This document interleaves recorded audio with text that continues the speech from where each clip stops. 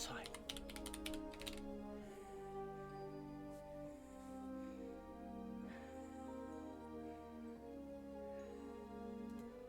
I can't type for love nor money today. Forgive me a second while I try and work out what the hell I'm doing. I'm just trying to fix something.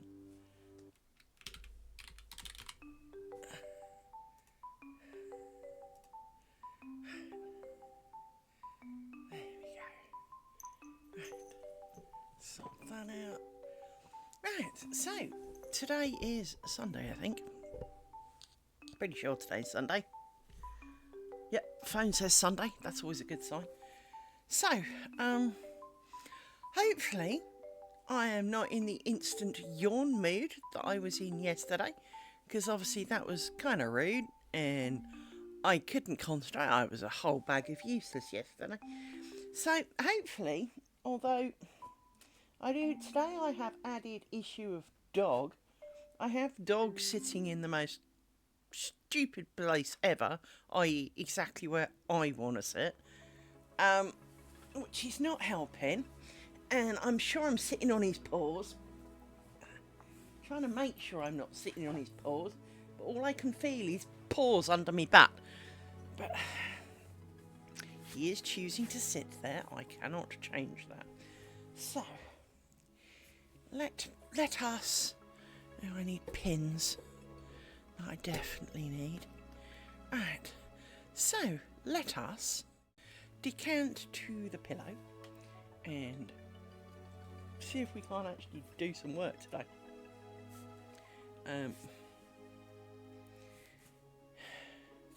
You can only see to there.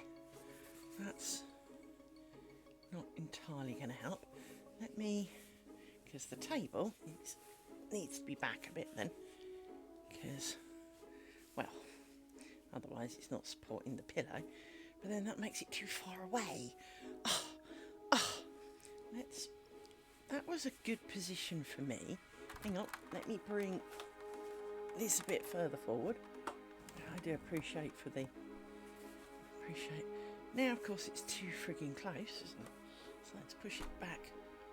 Oop, now it's gone down. Well, that's definitely not what I needed. I suppose I can lift it. Hang on.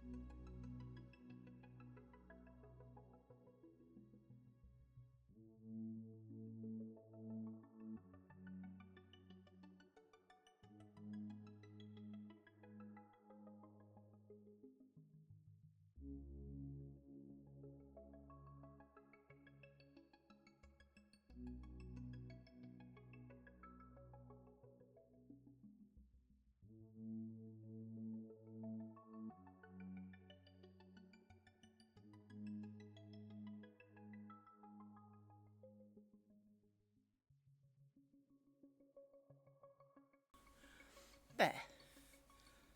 Oh, palaver. And now the table's still not where it should be. Let me move the table itself back a bit. There we go. So that's a bit more in the middle of the pillow.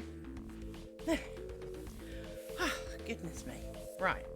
What we're going to do today, we are heading down this side with a bit of stitches. So let's move you out the way. We need you.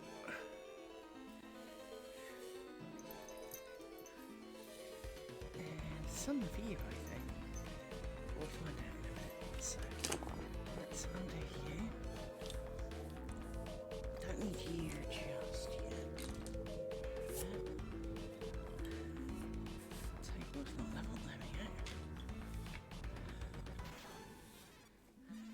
I really need a square table that doesn't move. This is a lace making table, which kind of makes it a little bit more frustrating because it's designed to pivot, because often in lace making you would have it tilted downwards so that the bobbins naturally fall, and to be honest I wouldn't mind mostly falling that way, except of course then if you place them up here outside they kind of roll down, which is why I kind of like mine flat, so that they kind of stay where I put them, really. But these overly twisted threads are slightly concerning, because twisted threads, when I'm not under tension, like to fall off and knot and do all the things that twisted threads and shit do. I don't need you two.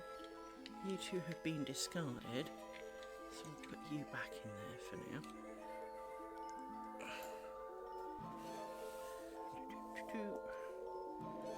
Did I fill up my drink? No, not really. Oh well, I've got 3/4 of a cup of drink. My computer table's a lot further away than usual. Let's bring you a little bit closer. There we go. I've tried to put things in a slightly different place today.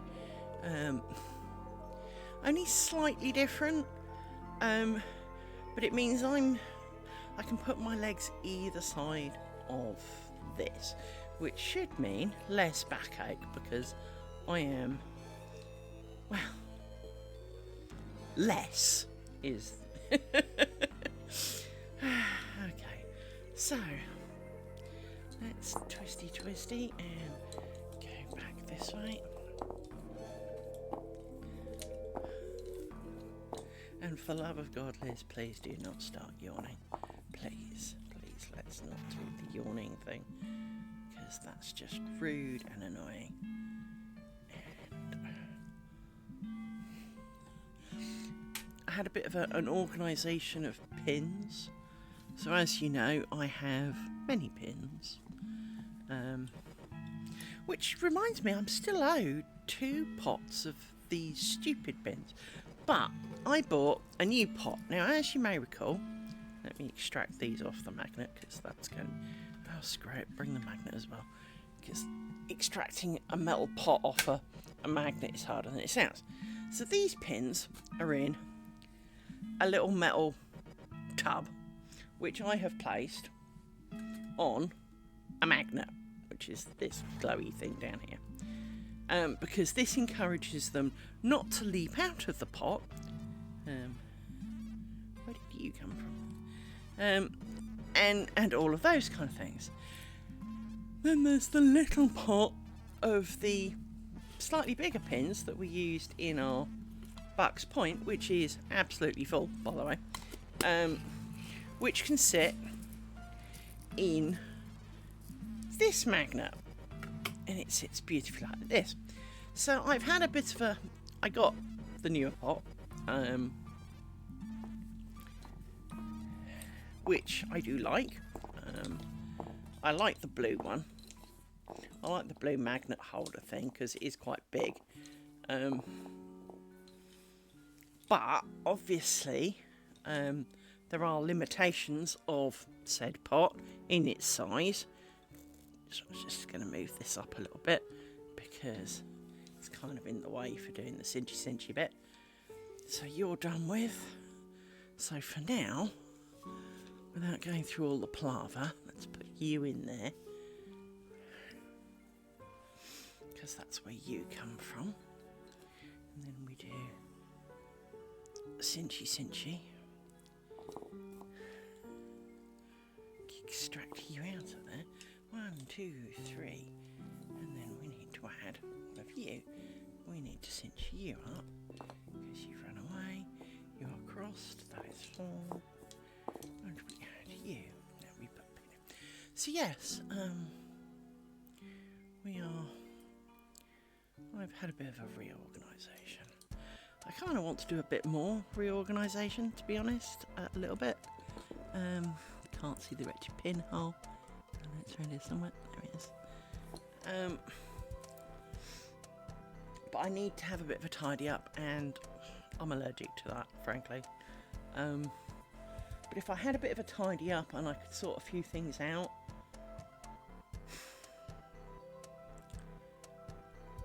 I am wondering if there is a way to have like a streaming corner in the room where I maybe get another camera so that I can do multiple different things, because this camera is attached to the light, which is why it wobbles when I twiddle the light. But this comes on a stand. Now that's not a bad thing.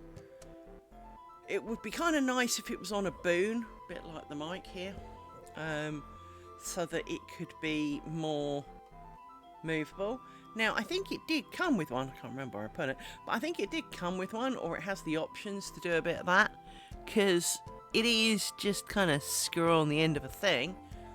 So I am wondering if I could put it on the end of a boon thing and make it so that I could put, say, this in the middle of my couch, or I can swap it out for other things. The only annoying thing, I say only, like it is the only annoying thing, which isn't true, is if I wanted to do, say, cross stitch, I need the cross stitch thing really close to me, because that's how I work. I work with it kind of sitting on the end of my nose. And for you to see it and for me to see it would be a challenge. And not that that is... I mean, I'm sure I could work with it further away. I'd probably need to buy new glasses, but... or at least buy a cheap pair of glasses off Amazon that have some level of short-sightedness, but not my prescription, to allow for my long-sightedness, or my reading prescription, as the phrase goes. Reading prescription. Short-sightedness and long-sightedness are bad words for it, to be honest. So people who need a reading prescription, who need assistance with adjusting their vision when things are close up, are often deemed to be, because you have a positive prescription, long-sighted. Which means then, when you have a reading prescription and you're short-sighted, you have a negative number for your short-sighted correctness, but you have then a positive number for your reading prescription, i.e. they drastically reduce, in my case, my prescription for the reading area. Like half. I'm in the category of over half.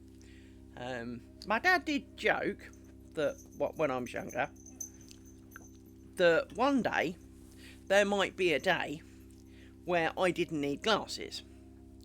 The problem is my distance vision hasn't changed. What has changed is my reading section.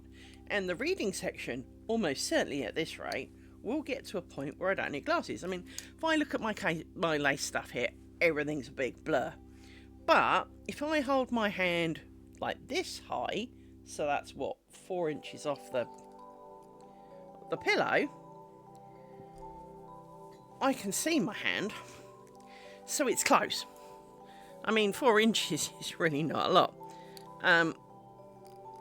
So I was just cleaning my glasses a bit, because what you can't see, or maybe you can, I don't know, I won't be able to tell, is if I do this, you might be able to see that in here in the middle, the coating's worn off, which means that I spend my time constantly cleaning my glasses, because the coating gives a weird refraction, and, well, in part it's catch-22.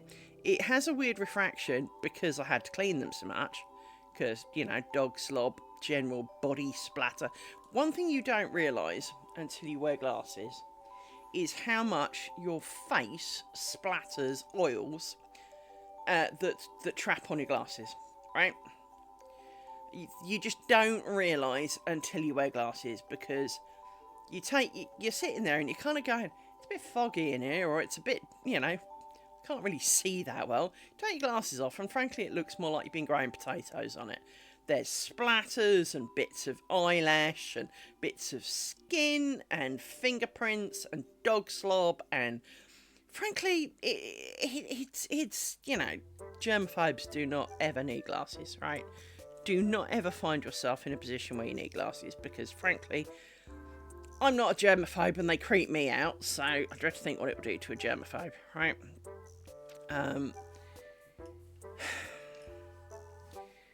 And as a result of, the 15 layers of crap on your thing, you clean your glasses, and they always say, oh, make sure you use a really soft cloth, blah, blah, blah, blah. So I did. And what did it do? It rubbed off the stupid anti-reflective coating that I never wanted in the first place. But buying glasses without anti-reflecting coating these days is a pain in the ass, because if you go down the opticians and you say, right, I need a new prescription, so I need to get new lenses in some glasses. If they can do them on site, which is a great and glorious thing, what you do find is, oh, I'm sorry, we don't stock the lenses without anti-reflective coating on. But this is what happens to every pair of glasses I've ever had with anti-reflective coating on. I think my body juices eat the coating. I think that's the kind of conclusion that I've come down to. And it doesn't matter how much I've paid for them, this always happens. Now, these were cheap glasses, so to be honest, the fact that they're a little bit knacked doesn't concern me too much, on the simple grounds of, well, I didn't pay that much money for them. But if I need a new pair of glasses, or a new prescription, sorry, well, then I'm in a predicament, because, well, I can't live without a pair of glasses. So then you end up buying new frames. And to be frank, I mean, these are ugly glasses. I'm a woman, and these are not exactly flattering, interesting glasses. But they're on my face. I can't see them. I don't live with other people. I don't tend to go out. So if they don't suit me, I don't care, is the short answer. They were cheap. So with that in mind, I can find a fairly cheap pair of frames. But my glasses will still cost me £600 to £700. And this is not something I'm comfortable with. Because, well, that's a lot of money for the ability to see. Now, I will say, arguably, I could have cheaper glasses. If I didn't have varifocals and I had bifocals, it would be cheaper, because they don't have to have the expensive blend it in the middle bit. But I also have a weird brain. Now, I'm a bit weird. I've never made any beefs about that. But my brain has a problem with vision.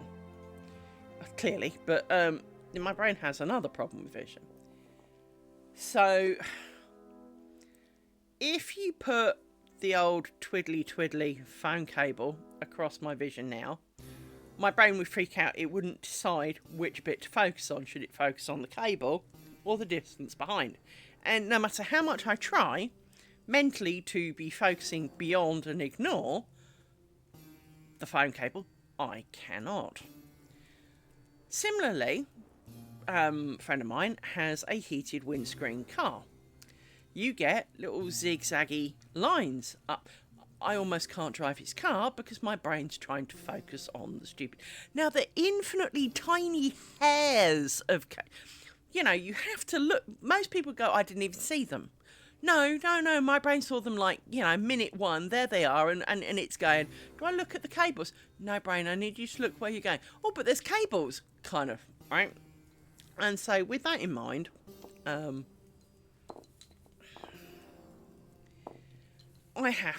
the idea of bifocals and having a line on my glasses, I just know is not a viable option for me. because my brain does not get used to it. I had a pair of glasses, I had a pair of rimless glasses, and they had little arms that kind of did this right on the very edge of my lenses.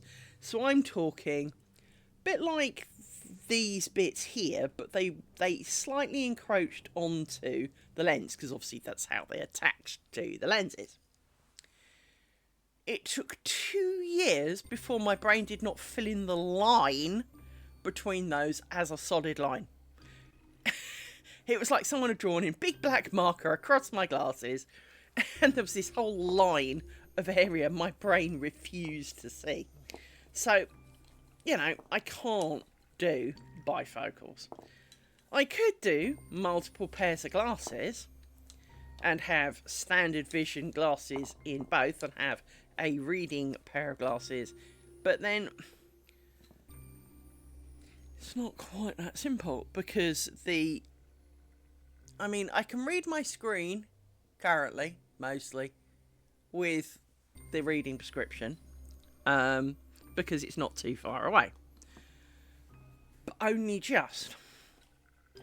If I got the correct reading prescription, I almost certainly would not. By the way, I'm aware my reading prescription has changed, and that technically I really do need a new prescription. Which is why I take my glasses off to do cross-stitch, because that way I don't need to go and spend 700 odd quid on a new pair of glasses. So this is the predicament I find myself in. And this feels like I did too many. 1, 2, 3, 4. It's not 4, is it? 1, 2, 3, 4, 5. Yeah, I did too many. Hang on. Back we go. Screwed up somewhere.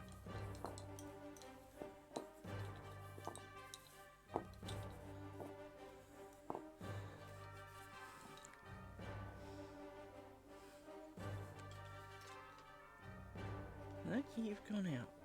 Because you should be 3 when I come back. You're not in it. That's why you're not in it. You're out. No, it was right.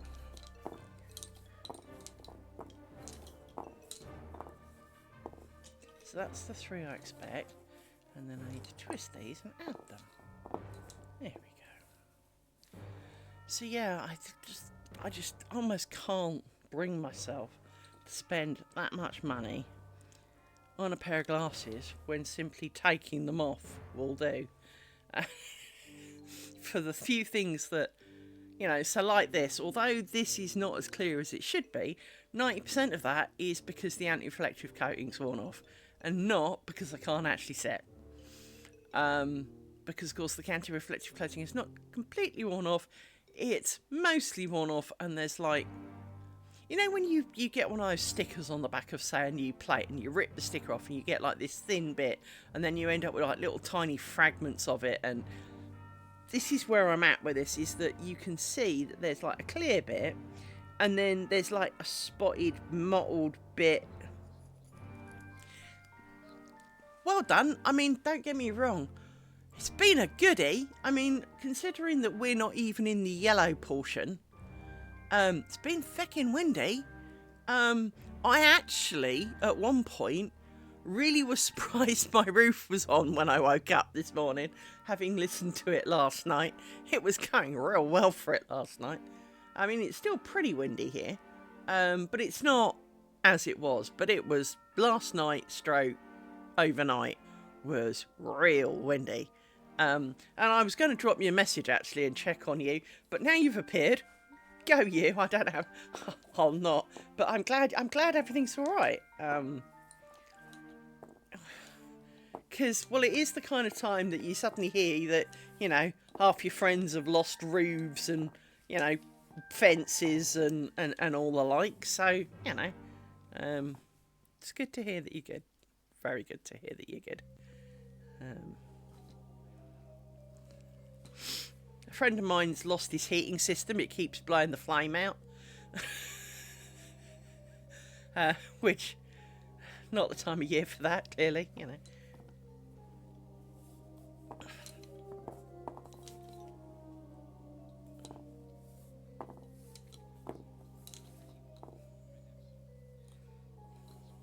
Oops. see, that was kind of what I expected to wake up to this morning was, you know, needing to post 16 things in the local Facebook group of whoever owns this, would you please come and get it?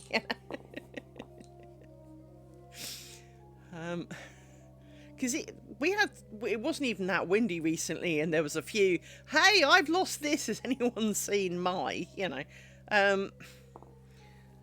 So yeah, I was expecting quite a few posts of the, you know, has anyone seen my bin? Has anyone seen the trampoline? Because trampolines are usually the ones that go. Trampoline, cover of car, motorcycle, you know.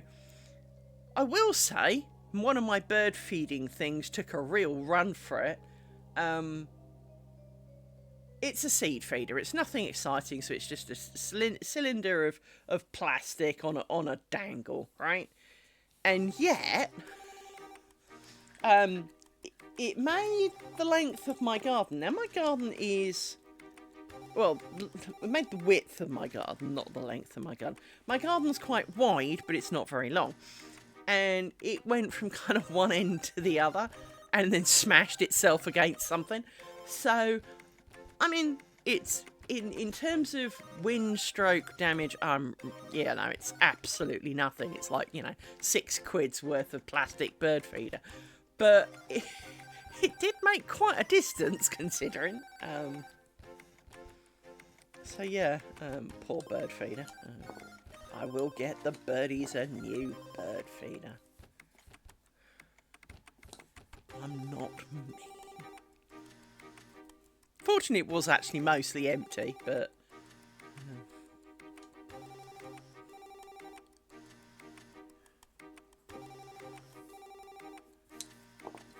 But it's completely bust. The plastic knobble that goes in the plastic cylinder to provide the attachment doesn't attach anymore, so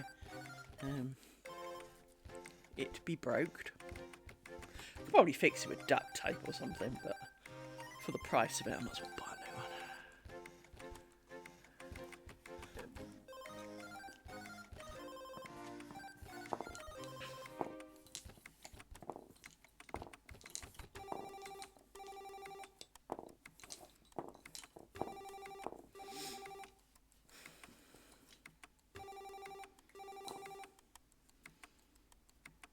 Kelp, do you insure your pooches?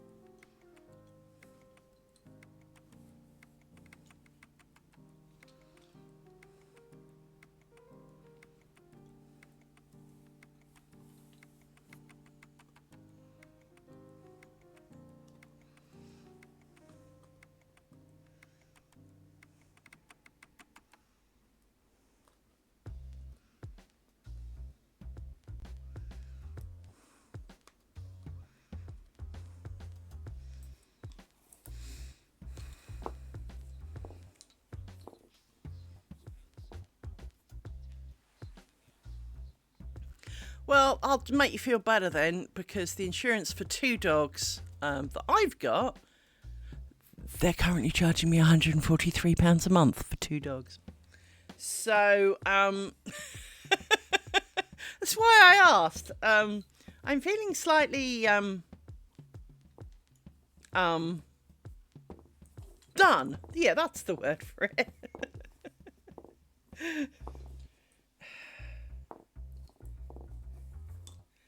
Feeling slightly done.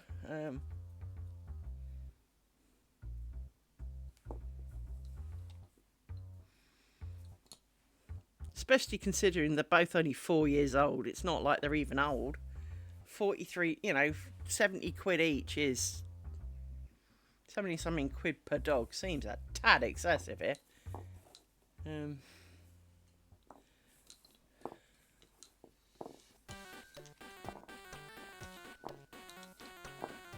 I mean, Christ, that's as much as I pay for my heating my entire house and water every month.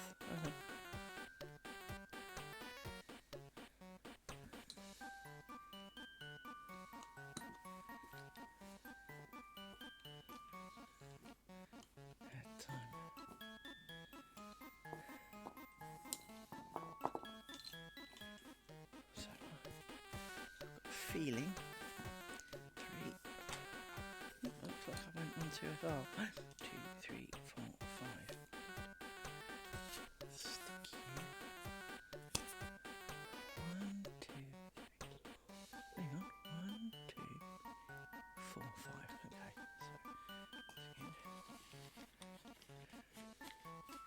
So sticky under there.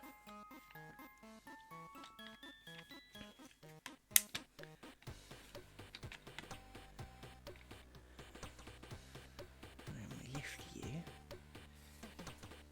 And we slide you under like this.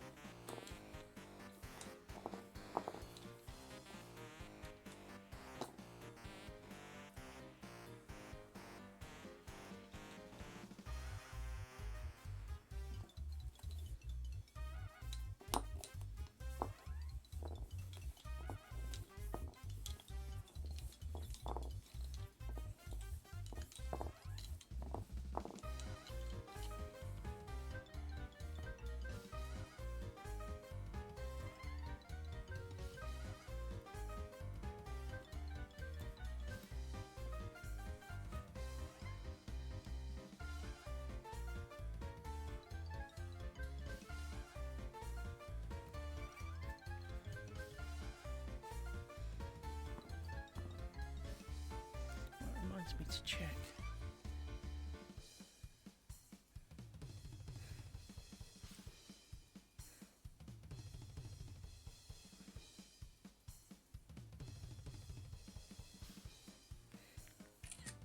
Stop doing that. Every time I go to lock my phone, ever since I've got this new case, I seem to manage to press screen grab, so which is getting a bit annoying.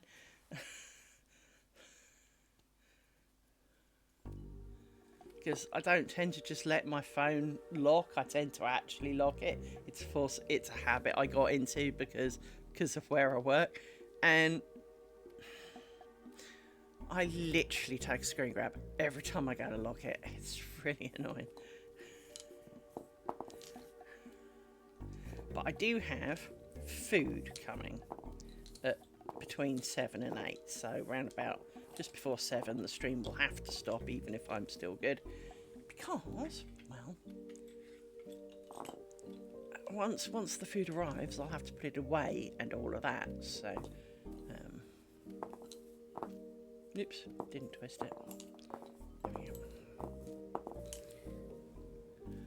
So I shall probably be here till just before 7, because occasionally they arrive early and they go, oh, didn't we tell you it was going to be early? No, you didn't. If they turn up before that, we shall see. But it's booked between 7 and 8. So. Mind you, £7.50. I just wanted to kind of rant slightly in that direction.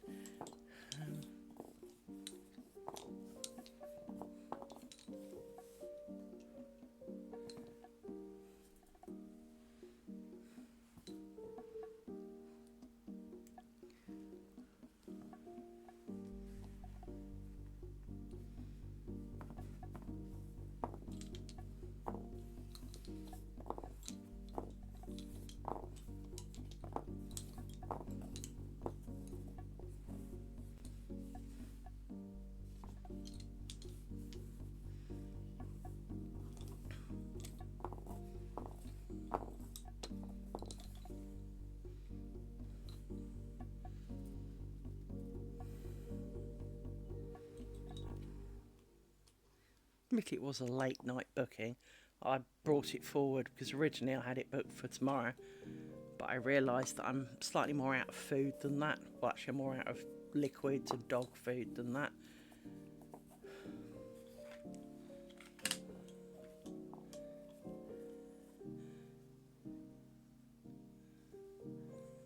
Stop hooking round pins that have got nothing to do with it.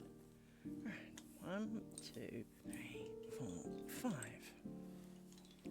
Let's pin you up. Wrong end.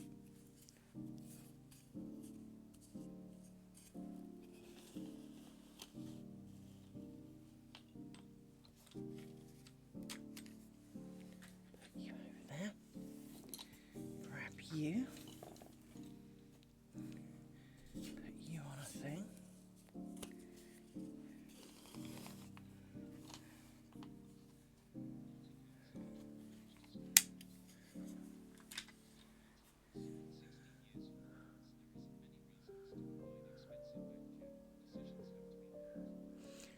Well, I mean, this is the thing. I mean, as an adult, my first dog, Charlie, who is my icon,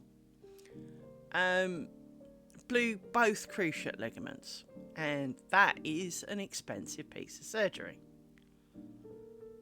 So as a result, you know, oh, and he had an ear thing. It wasn't cancerous, but he kept having this reoccurring growth in his ear that kind of was like a raspberry.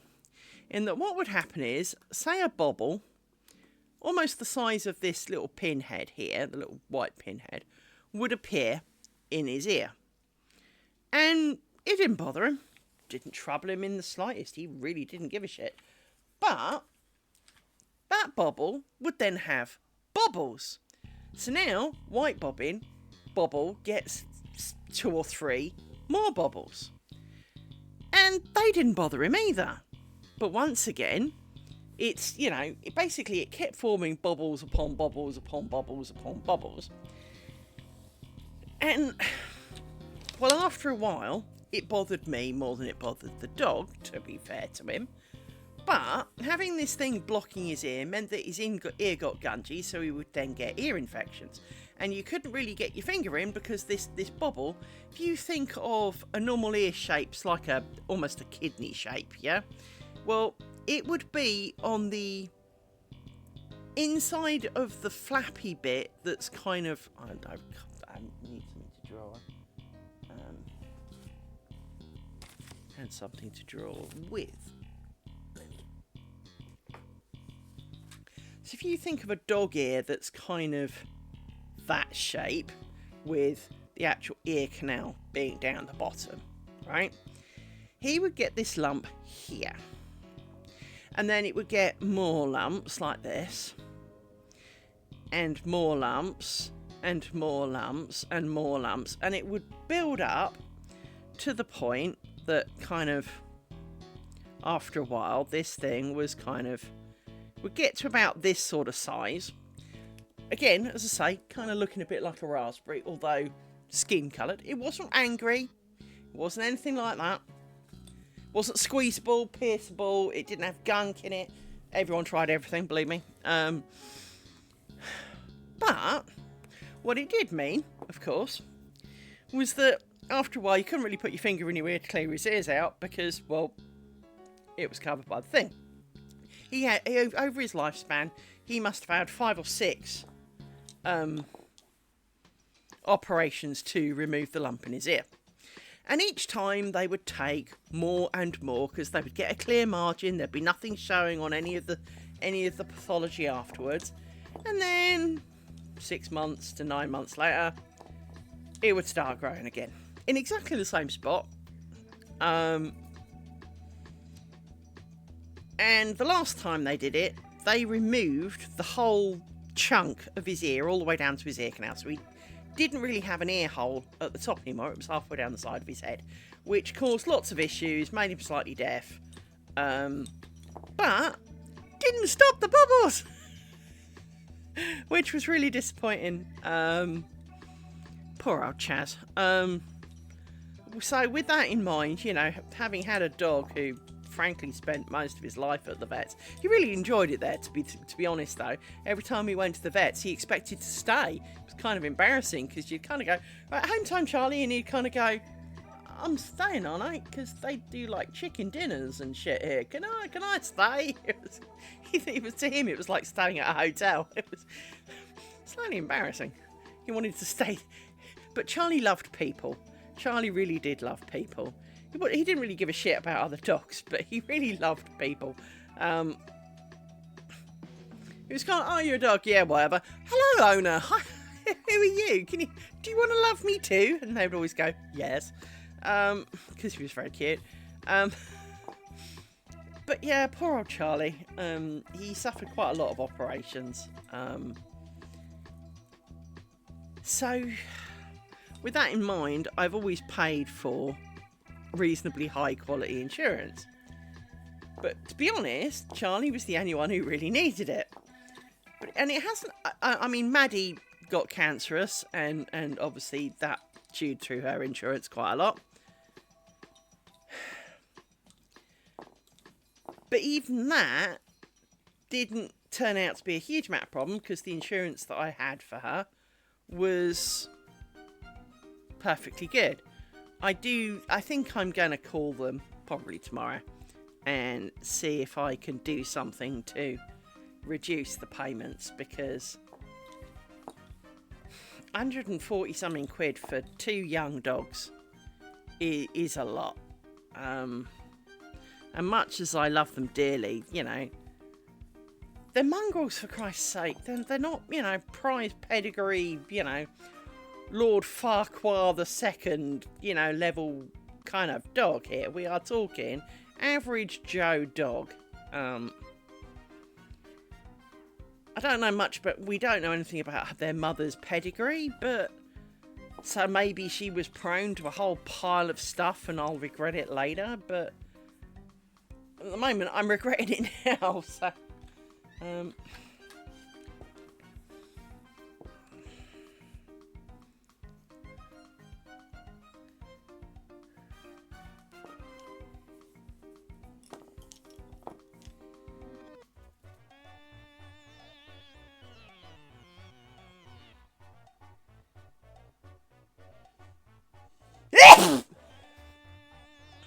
excuse me.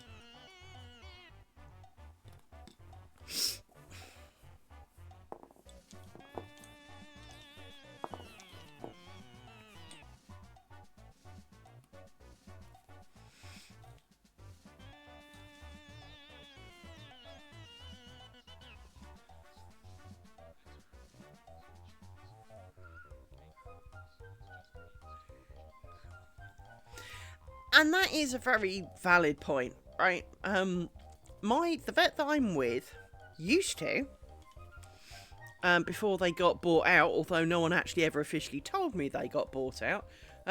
Some of their other people did, but I did not.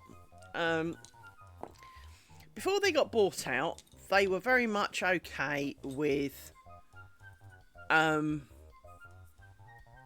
that I had pet panic insurance and that it would be covered, and so they would take the excess from me, so you know, it was 100 and something quid, and then charge Pet Plan, because Pet Plan would pay within the week, so they didn't mind doing that. But then they started a new thing, and this annoyed the shit out of me, which is kind of when I kind of started getting annoyed. So, let's say whatever it is, I don't know, thorn in the paw, grass seed, whatever, right? So it exceeds your excess, fine. So, to claim it from the vet, you have to pay them, and you have to pay them the full price, like you've said. But then, for them to send the form to Pet Plan, they wanted £100 and something down payment, plus £20 admin fee. And you're kind of going, I'm sorry, you want to charge me £170 so that you post the form? And you post them in bulk, don't pretend that you send each one individually here. So,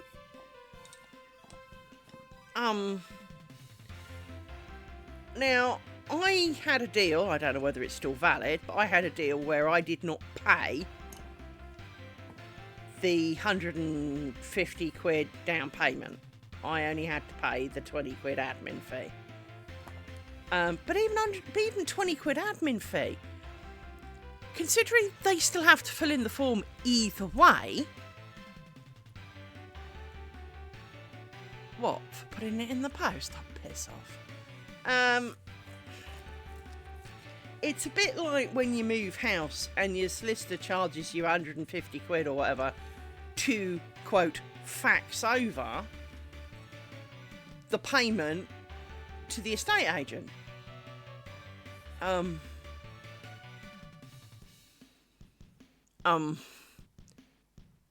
What, for a 20p phone call? Really? It's not like it's a trained solicitor doing this here. You are talking, standard secretarial job. There are times when companies take the piss, and that's the kind of time when I start getting annoyed about it. I don't mind paying decent rates for someone with qualifications to do a skilled job. But when a 16-year-old school, well, even a 13-year-old still at school could probably manage it, I start minding when you charge, skilled labour rates for it. And faxing stroke, emailing stroke, no. There are 9-year-olds out there that could do that. Can we not pretend that,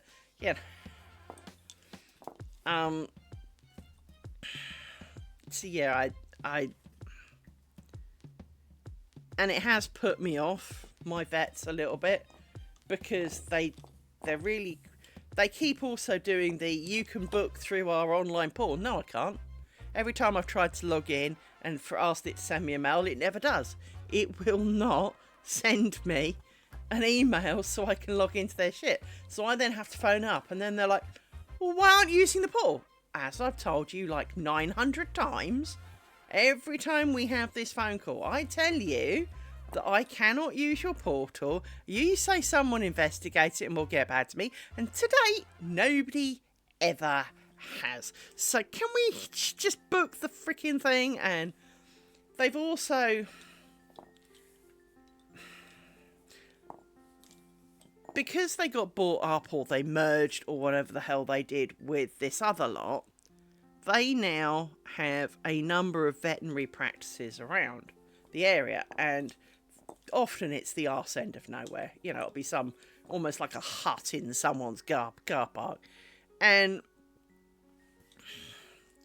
they don't like you booking at the main one. Well, the main one's the only one with parking, and when you've got 2 dogs to get out the car, you kind of need it to be simple. You don't want to be fighting 2 dogs trying to cross the street with one at a time, leaving one in the car, and paying for parking, and they're running late, and all of that kind of stuff. So I like going to the main one, and also the main one's closest to me. They don't like me booking appointments there. It's almost like, well, why have you got to come here? Well, because it's the nearest, because it's the easiest to get to, it's the easiest to park at, it's the easiest for me. Oh, well, this is normally reserved for... And you can't have Saturday appointments anymore because that's reserved for... And it's like, well, I do work for a living, you know. Then there's evening appointments. Oh, but they're reserved for people who can't come during the day. Just because I'm phoning you during the day doesn't mean I can come during the day. Do you mind? They're quite officious. It's quite unpleasant. They're not what they once were, is the short answer.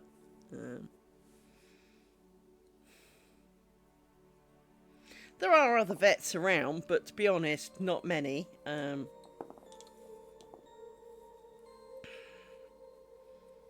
And some of them do not have the best do not have a good reputation.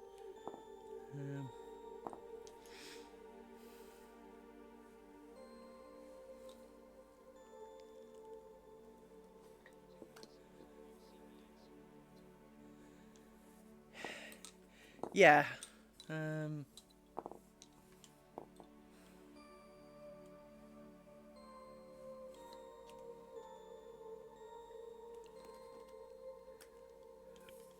It's a bit like the fact that they made pyramid schemes illegal in the UK, but there are still companies who are pyramid schemes. So it doesn't seem to have stopped them very much, you know. Stop rolling, you annoying bags of... yeah, I can name a couple of companies that are, well, Avon, for example, are very much a pyramid scheme.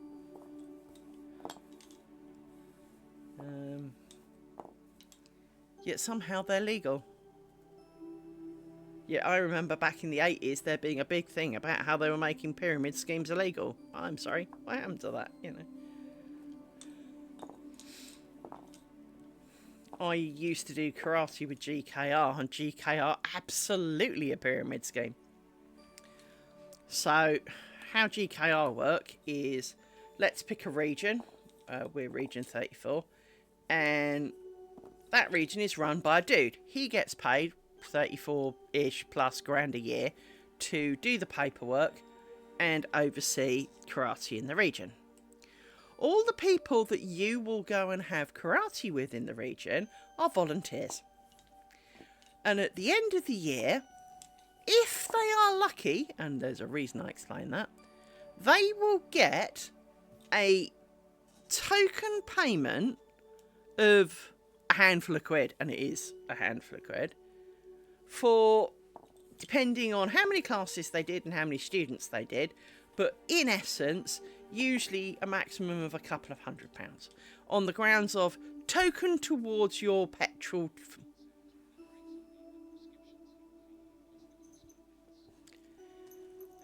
Yeah.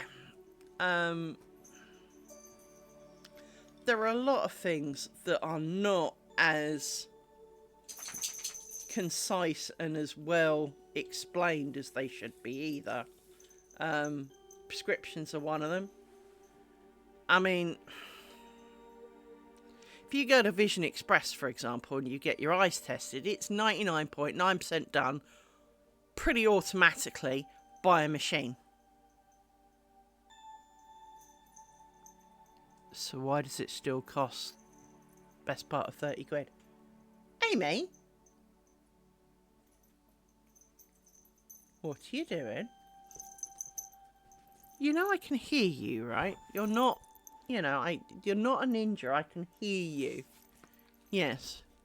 You're a brown dog. Brown dogs... Ow! How can you not stand on my knee? I mean, there's enough fat there to hold 3 elephants. That's right, she's just stuck her claws through my knee 6 times as she fell off it. Yes. It's my nose. Don't lick my glasses. I've just spent half an hour cleaning them to a point where I think they're clean enough that my brain won't be thinking of cleaning them again for 2 minutes. Can we not? But yeah, prescription glasses. I mean, that's a con.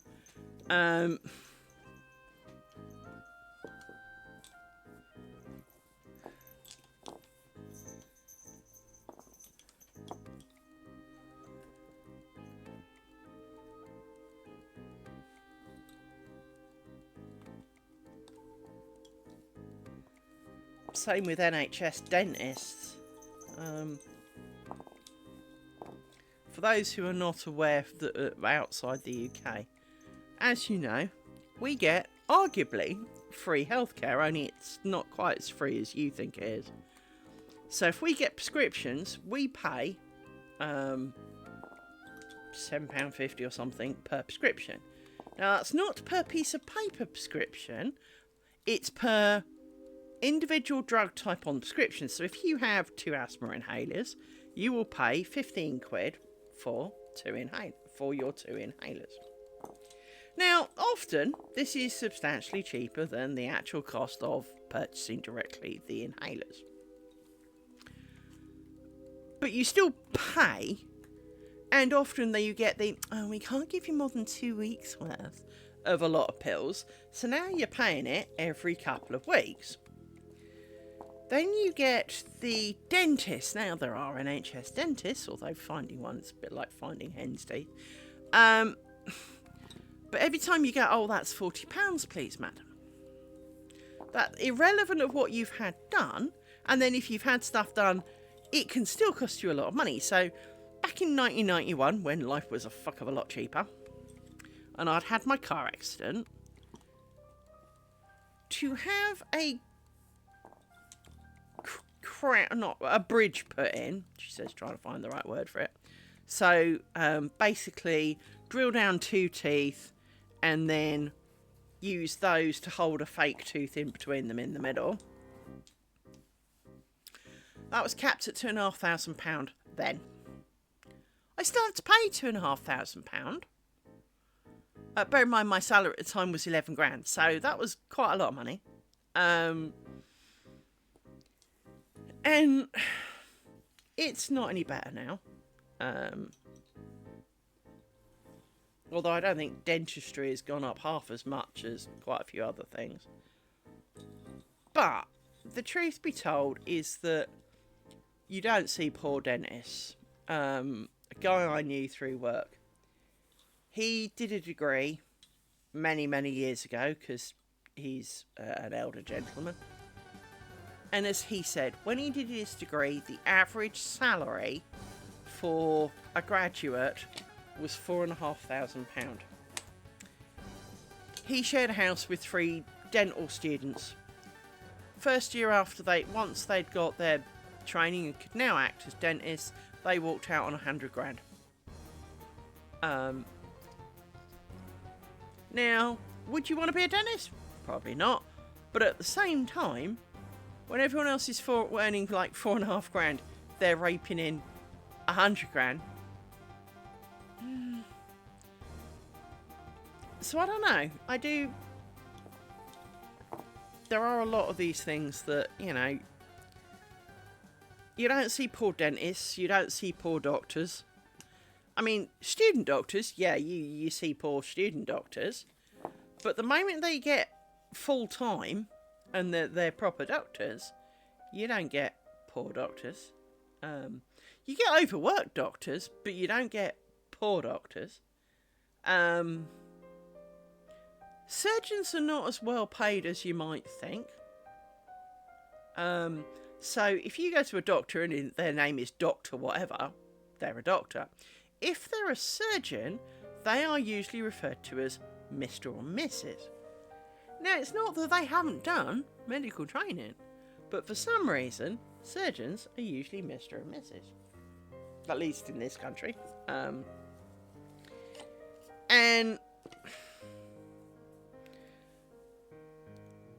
I'm not going to say that this is underpaid, but when the surgeon charge on a 4-hour operation is £250, that doesn't feel excessive. I mean, the man's frankly, the man performed a miracle, so, 250. The anaesthetist wanted 7 grand. The room was 3, but the man who did the job charged £250 for it. And I think there is this and that was private, by the way. So, obviously, otherwise I wouldn't know the cost. But there is the confusion that comes with British healthcare, is that obviously a lot of people hear that our healthcare is free. It's not entirely free because obviously we pay for it out of the taxes that come from our salary every month, week, whatever you pay, what duration you're paid in, right? We do get taxed at source, so we do not do the American thing, which is get paid a shitload of money and then at the end of the year get faced with a bill and having spent it. That's partly why they do it at source, so that you can't not pay your taxes. Now, you can still not pay your taxes by having second incomes, by a number of other options, which mean that you are earning more than it was expected. So it's not complicated, but it kind of is. The tax office assume that you have by default a tax credit or a tax allowance of about £12,500, which is the standard normal. You can earn this before you pay tax rate. As a result, you have a tax code of 1250. This allows you to earn that, and they calculate that as your, divided by 12 kind of thing. That amount of money is therefore not taxed. The next amount is taxed up to so much. So, my last company, I have to say that now, in April, would give you a bonus that actually was decided this month, right? So in April, you would earn, say, 10% of your salary as a bonus. But because you would get it on month 1 of the new tax year, the tax office would go, "Oh my goodness, you earned so much money." No, dude. No, that's a free wage packet. And so, it would chew through and they would adjust your tax code accordingly. So, I'm proud to say that the new lot do it slightly different, which is frankly a blessing, in that they, I believe, pay in January, not April. But due to having spent 11 months of the last year at my old employer, who've agreed to honour the bonus system, even though normally it would not apply, so... Oh, Amy!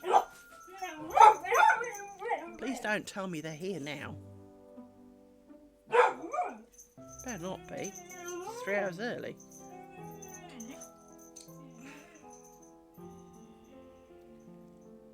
No, there's nobody there, you stupid cow.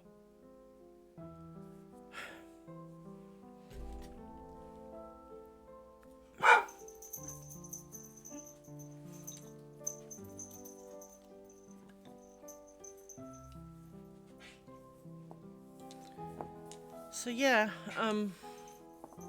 but thankfully we get paid in January, I think, with the new lot, except for probably this year, because obviously we've not been there for most of it. So with that in mind, kind of not really expecting anything. And I'll have been on holiday, so really not expecting anything. They haven't said, but I really don't expect we'll get anything.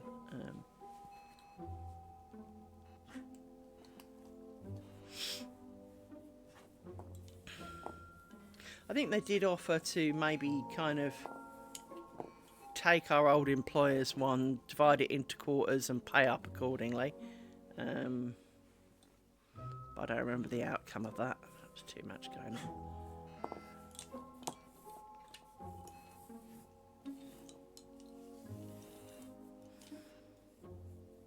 I'd have to ask a co-worker, see if he remembers.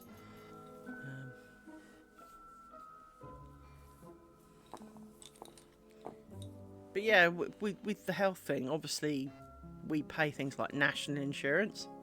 Now, national insurance isn't really national insurance. It doesn't insure anything, frankly. But it's basically wage tax on top of the taxes that goes towards pension and stuff. So Although I don't get excited about our pensions, that's for sure. Mind you, saying that, the pensioners didn't half do well for the last couple of years in terms of inflation. I mean, don't get me wrong, as we all know, even a 20% inflation on next to nothing is still pretty much next to nothing. But they got like 12.5% one year. We were lucky that we got 1.5% as a pay rise. So, you know, in comparison, they did really frigging well. I think we got 1.5. I'm not even sure we got that much, to be honest. But it was, you know, that kind of disparity. We really did get fuck all nothing in comparison.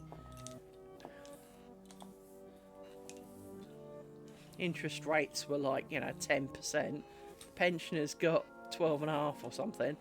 We got a pay rise of 1.5%, and the company didn't. The company. Have you ever noticed that companies always seem to not understand the really important factors of life? So, if everything else has gone up 5% and you get a 1% pay rise, it works out that you can't afford 4% of the shit that you used to. But that's not a pay cut because you still got a pay rise, according to them. The fact that it's, you know, you can buy less with it than when you started. You know, this time last year you could buy more shit with it. Seems beyond them, and they kind of go, no, we gave you a pay rise, yeah, but of nothing. You gave me like 50p as a pay rise. It's not. Whereas fuel's gone up £1, you know, a litre. It's kind of like, no.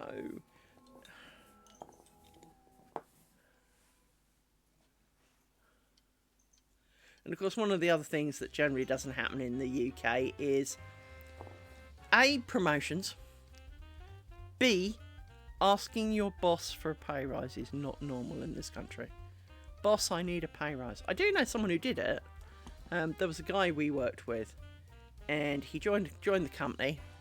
And about a week after joining the company, he went in and went, I can't afford to live on this money. I need more money. And for whatever reason, the boss went, yeah, okay, and gave him a pay rise.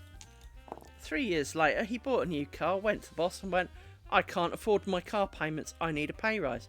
And they did it again. No one else ever got away with it.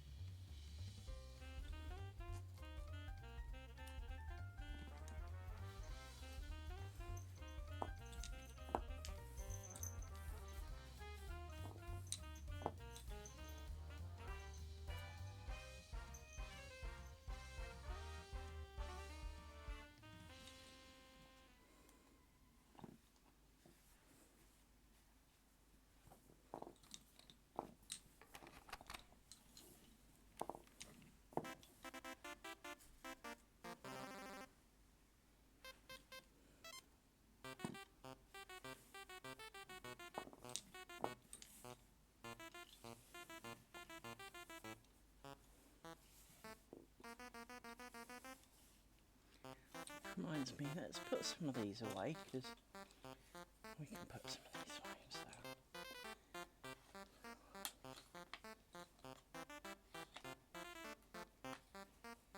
You're a bit short.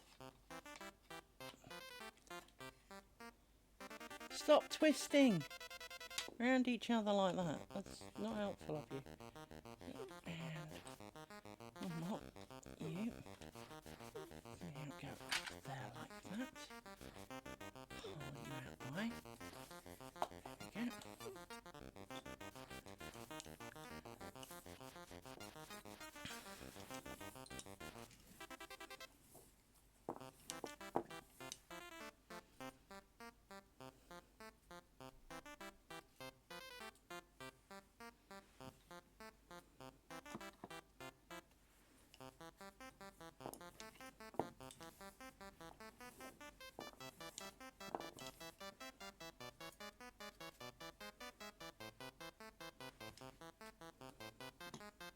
one thing Nautic Out that does make me laugh is that when you get old, at 65, your prescriptions become free. So does your TV licence. I'm sorry, surely. Seems a little bit, because no offence, once your body's failing, surely of all times, this is when prescriptions are an issue. But, should you need to go into a care home, they're £1,500 a week. What?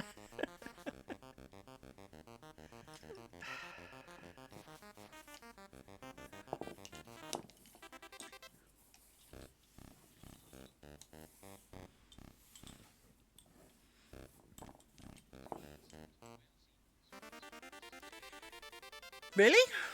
Wow.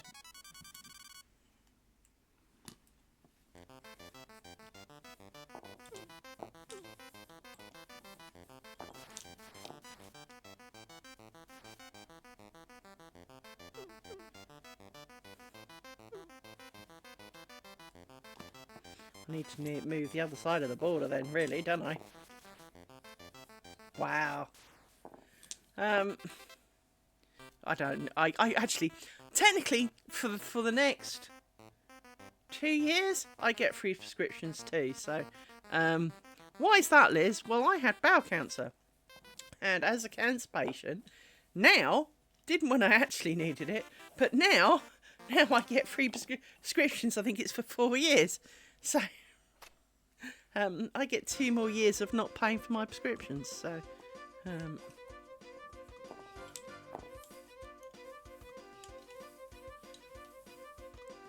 Now, it made sense to me when they told me that, if I'd had a colostomy bag, right? Now, don't get me wrong, was looking for...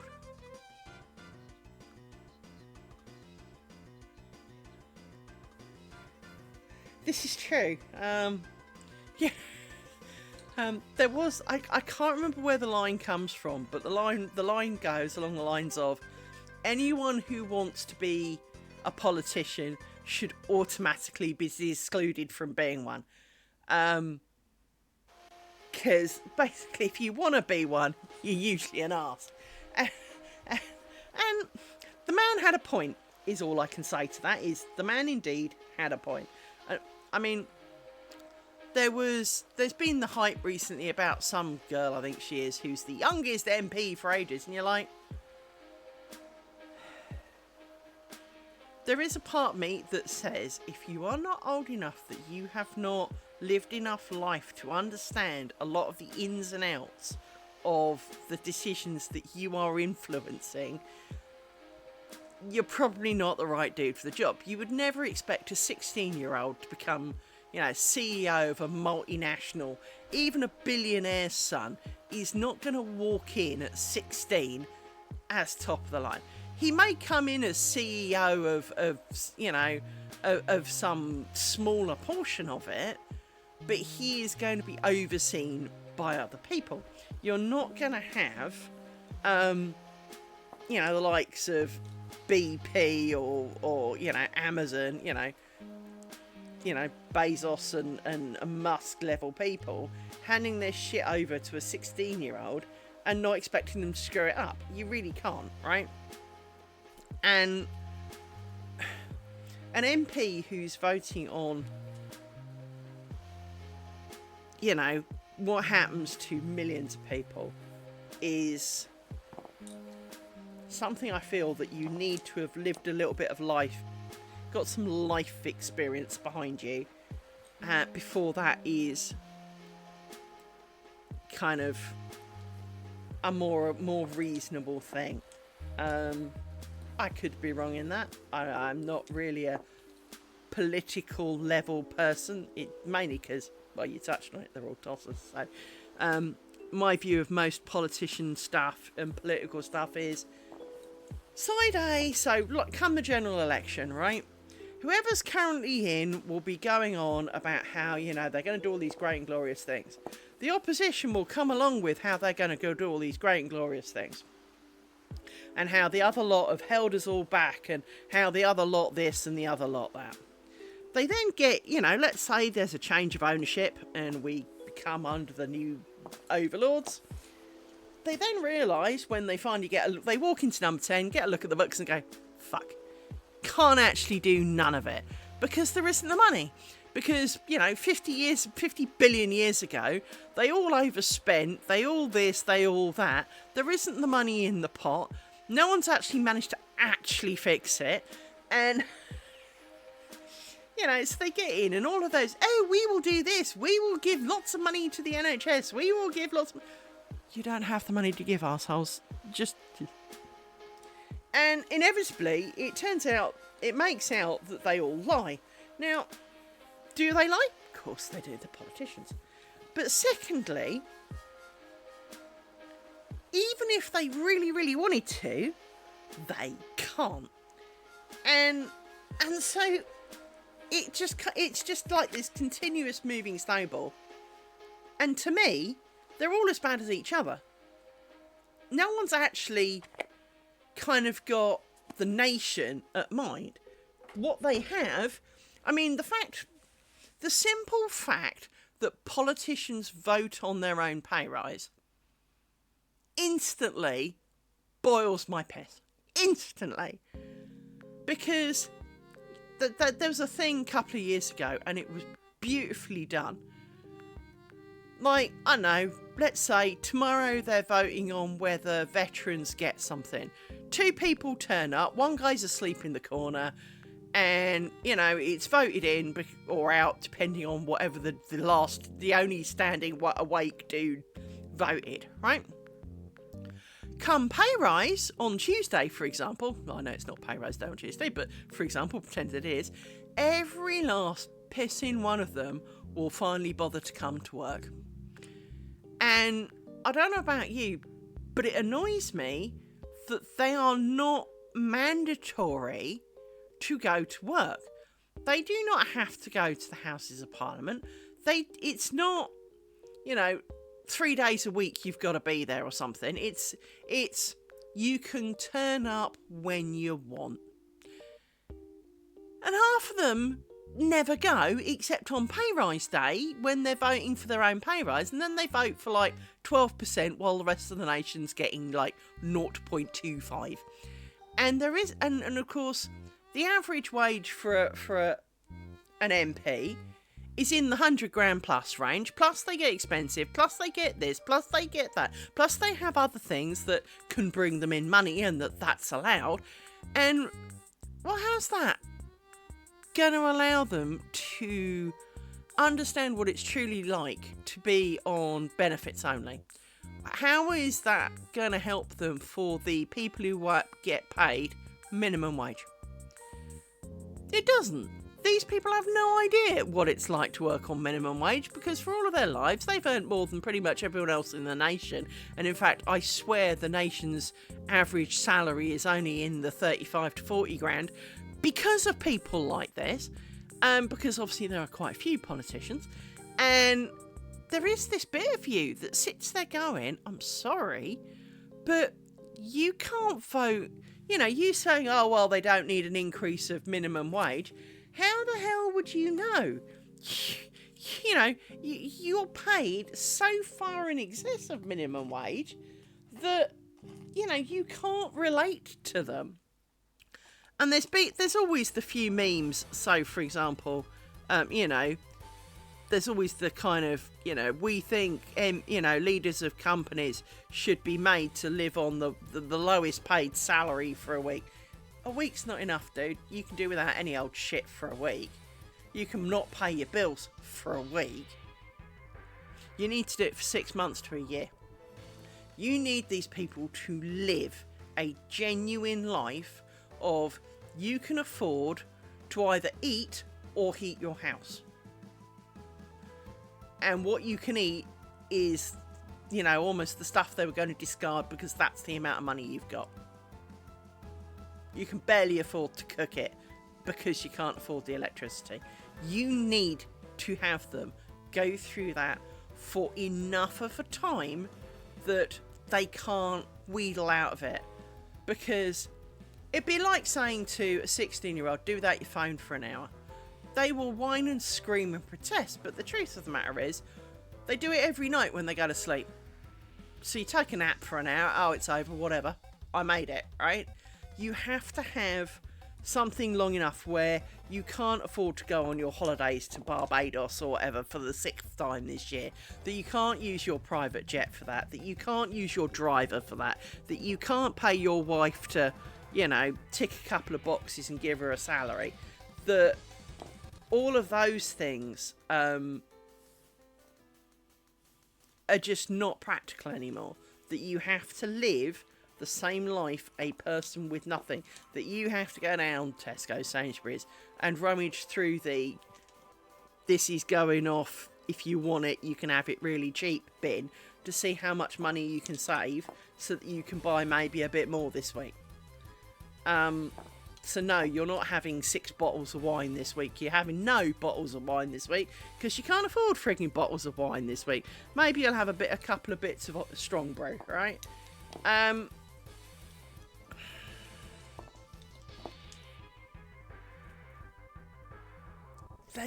It just...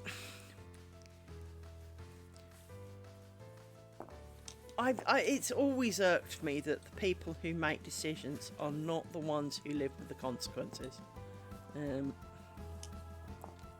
But I'm never going to change that.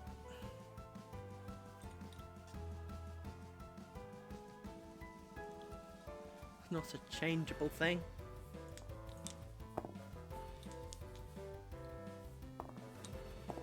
It should be.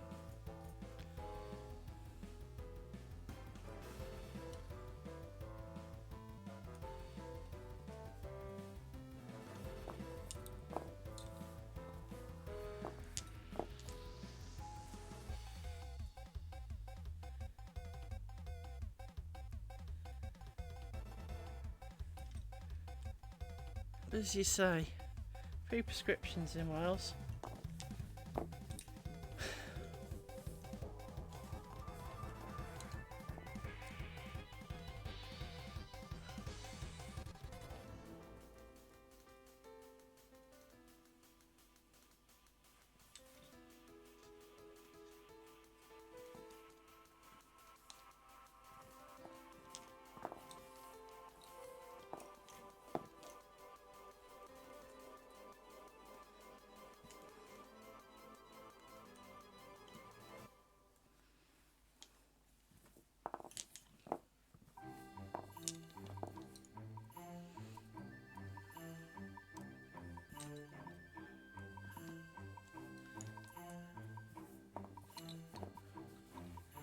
Right, let's put some sticks in and then we shall pull some pins out. Because we love pulling pins out.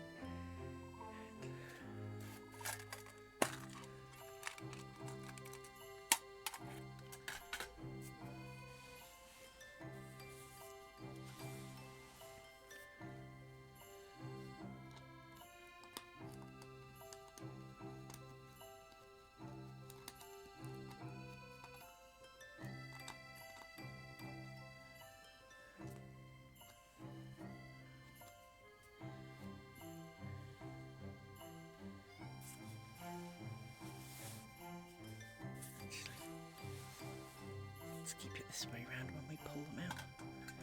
I can see what's going on then. So,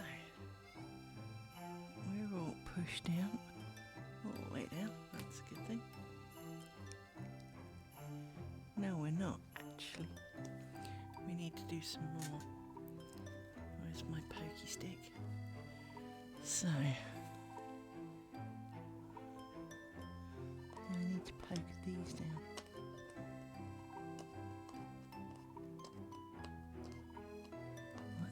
And you. There. There. And we've poked them down. and pull these out. Like this. Yoink.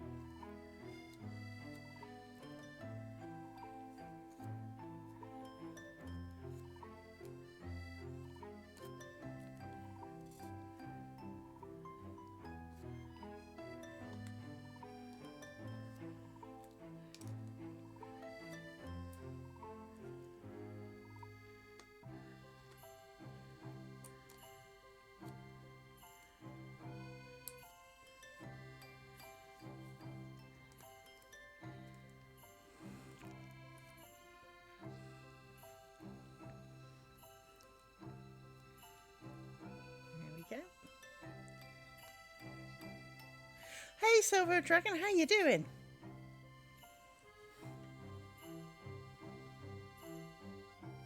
Just doing my favourite thing, pulling out the pins, looking for the mistakes.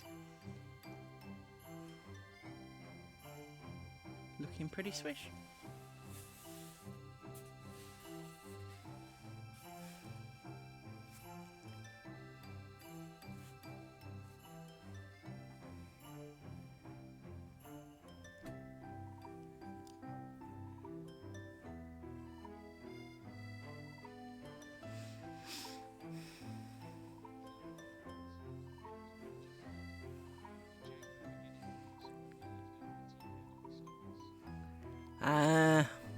I understand that problem. About to hit advert breaks, I'm afraid. 2 minutes to ads. I really want to do some more Bucks Point. I was really enjoying that. I need to do some printing though. I need to get the right size grid for maybe the thread that I'm using, or find the right size thread for the grid. Either way, but I need to find a method of making my own so that I can size things to the size I want. Because much as I really, really love my little bookmark here, it's a bit small for a bookmark in my mind. And so I want to kind of not enlarge it in the sense of increase, but I want to have more gap of ground around it, because there isn't really a lot of ground. I know all the picos suck. Believe me, I know all the picos suck. I don't like picos, so screw picos. Won't be doing picos. But I really, really like it, and so I want to do some more of that. And I don't quite understand why I like it so much, because to be honest, I could make this in torsion. It wouldn't look that different. But I want to do more. I want to fiddle with it a bit more. It is more of a bookmark for like little booklets rather than books, if you know what I mean. So, for example, it's about right size for this sort of book, but not for... Hang on, got a thing stuck to it. There we go. So, not for this size book. I can't really show you them side by side, but this one's more the blue one's more A4. This one's kind of more A5. It's a bookmark that kind of works for smaller books, but it's not a bookmark for bigger books. So yeah. There we go. Add time.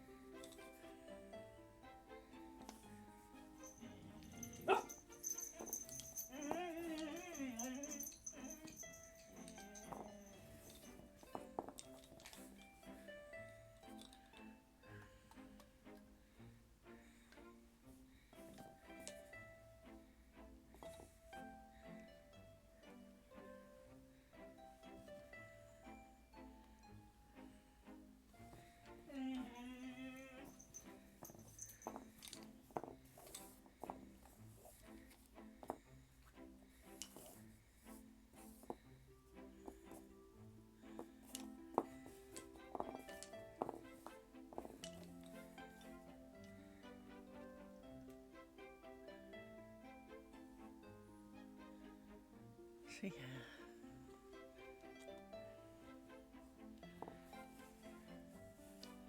Hopefully you're all back from the ads.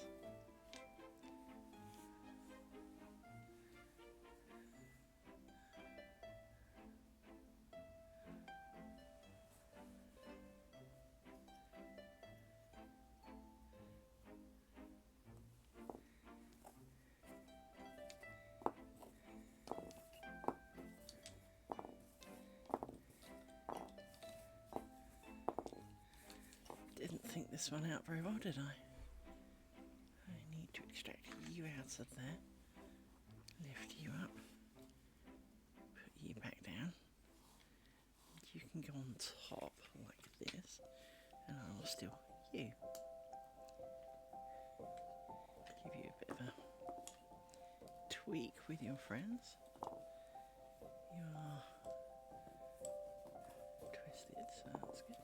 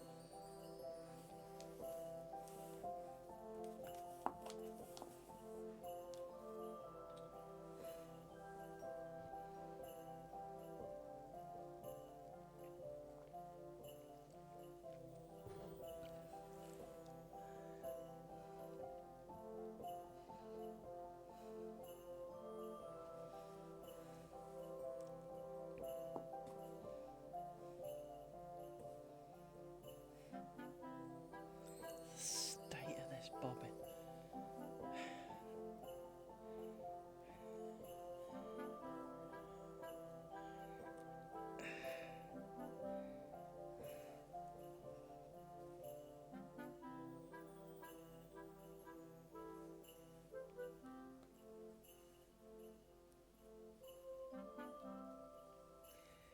Let's do something about the state of this one.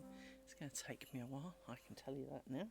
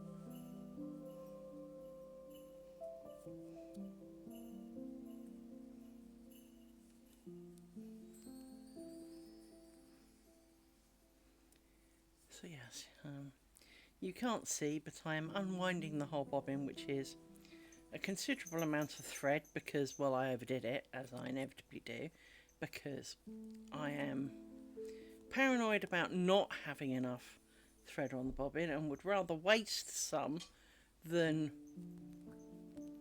put joins in the middle. And there's nothing wrong with joins in the middle, there really isn't. It's just that I don't want joins in. I don't want to have to do the join in the middle, because then I have to wind some more on it, and then I'll be paranoid of how much to put on it. So I tend to do it too much at the beginning and just go with the flow. But hand winding bobbins is a slow process, and I've got a good few meters.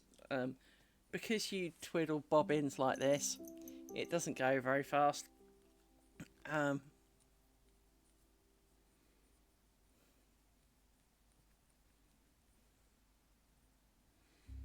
and you get a bit of cramp doing it, to be honest.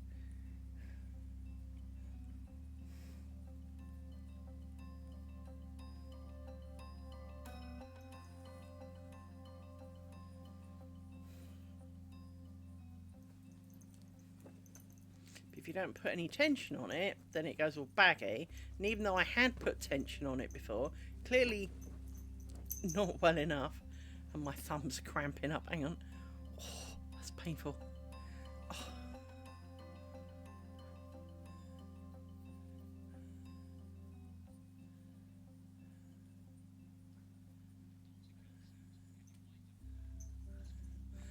Yes. In my weaving, I do exactly. I used to do exactly that. The problem I had with weaving is you generally put a little tube, not much bigger than a frigging straw, to be honest.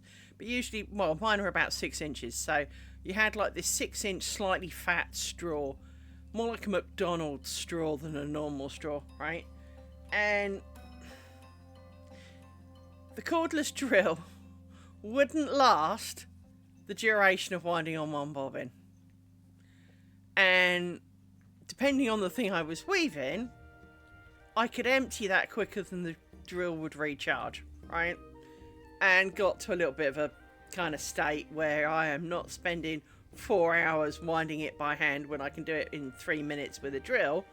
But at the same time, if the drill can't cope with constant use for that long, this is not a plan. And so what I did was I bought an electronic bobbin winder. Now, it doesn't do this kind of bobbin, and you'd have to have something that held this kind of bobbin in the drill.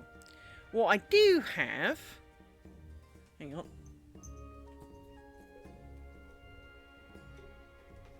is this, which is a hand-powered one. So it clamps on my desk, and I can, if I do it slowly, you'll see that it rotates quite well. But it's not so good when attached to the pillow, because the place for it on my table is the other end.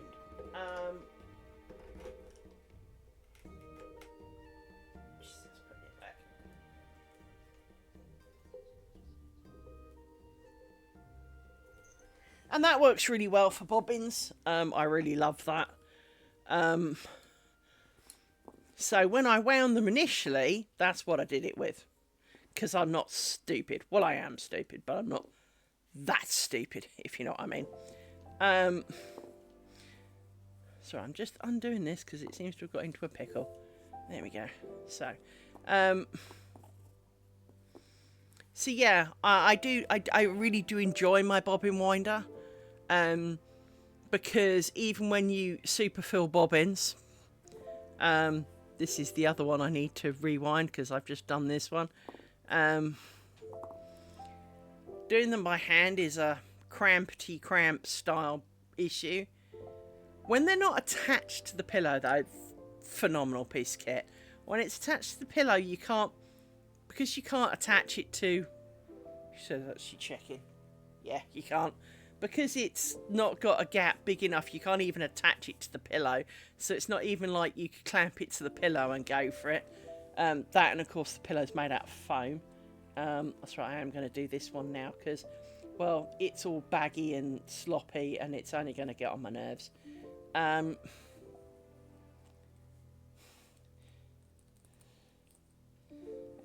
there's quite a lot of thread to wind.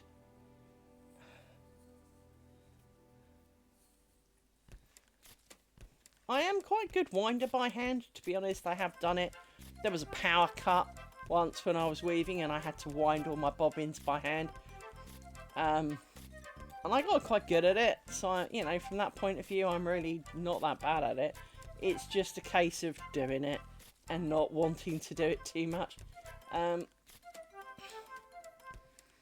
think the biggest problem with these is these are a little bit smaller to hold, And obviously the amount that goes on is dependent on the size of the neck of the bobbin.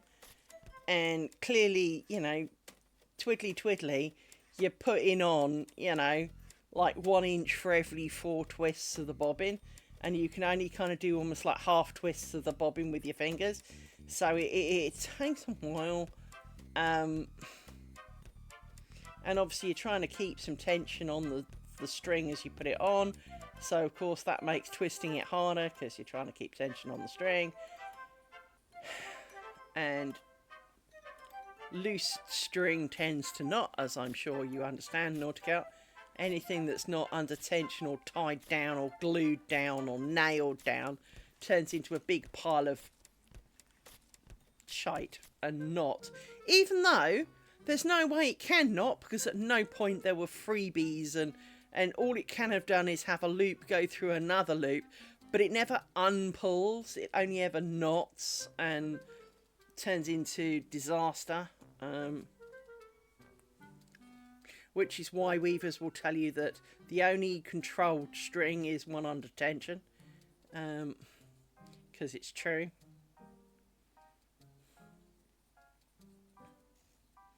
Getting cramp in my thumb again. Really bad cramp in my thumb. And for the next person who says that I don't have enough salt, it might be true, but it's. I don't think so.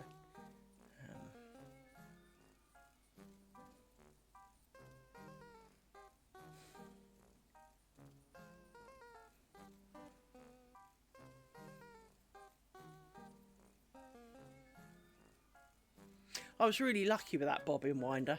Bobbin winders are generally uncommon. There's one made by, or was made by Newnham, who do a black plastic one that's a bit more like a pair of jaws that clamp around it. So they're designed to go round spangles. That particular, but it doesn't really do other size bobbins.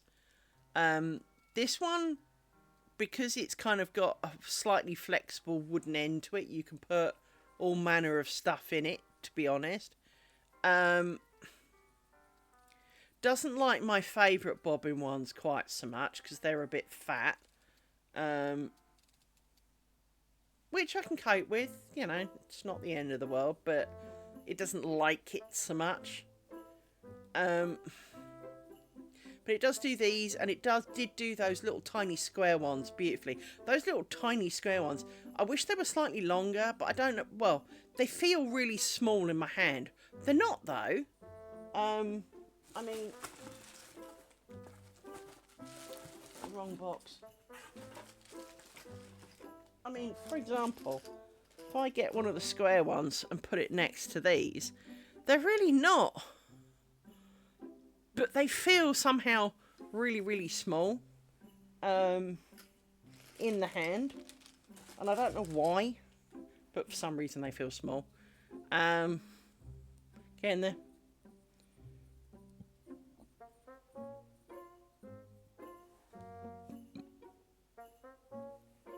There we go. Let's shorten it slightly. There we go. See, look how different that looks now. It looked really full and fat, and actually, no, it's not.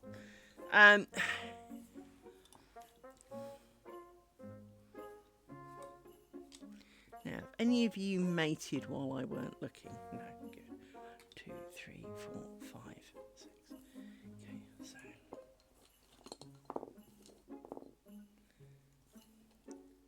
Actually, before we do you, cinch you, put you over there, because we don't need you now. Right.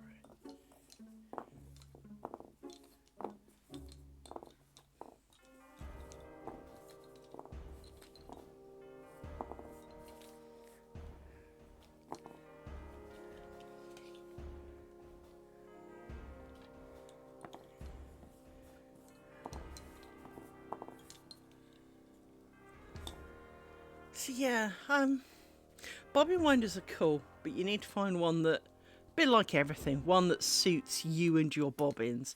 And because I'm a bobbin klepto, this one really works for me. I think it cost me 25 quid off eBay.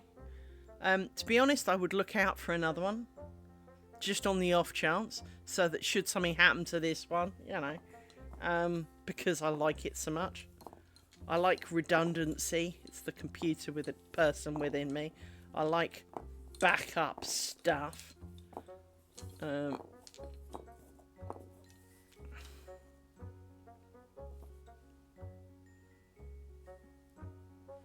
electric one would be very cool, but the electric ones that I've seen are quite limited in what they take. And I don't think they'd take these because these have got pointy ends. This end being pointy.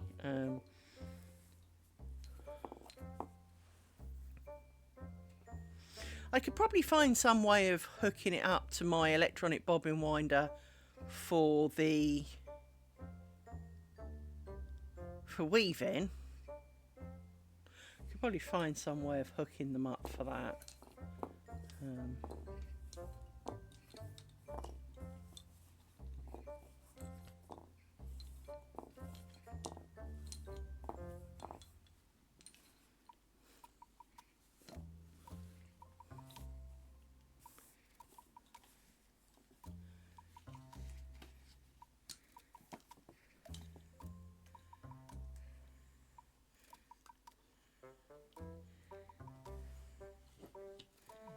Do you mind not fucking jogging me? Seriously, dog. I'm sure you understand this one, Naughty Cat. The dog who needs to sit next to you has got to bash into you 8 times before it lies down.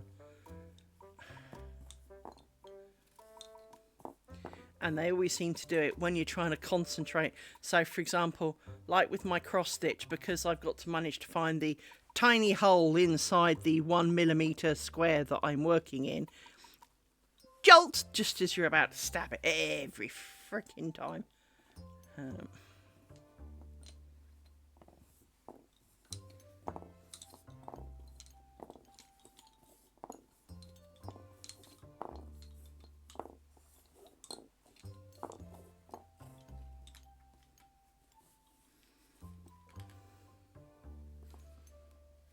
then, of course, they're not comfortable, so they've got to kick you a few times as well.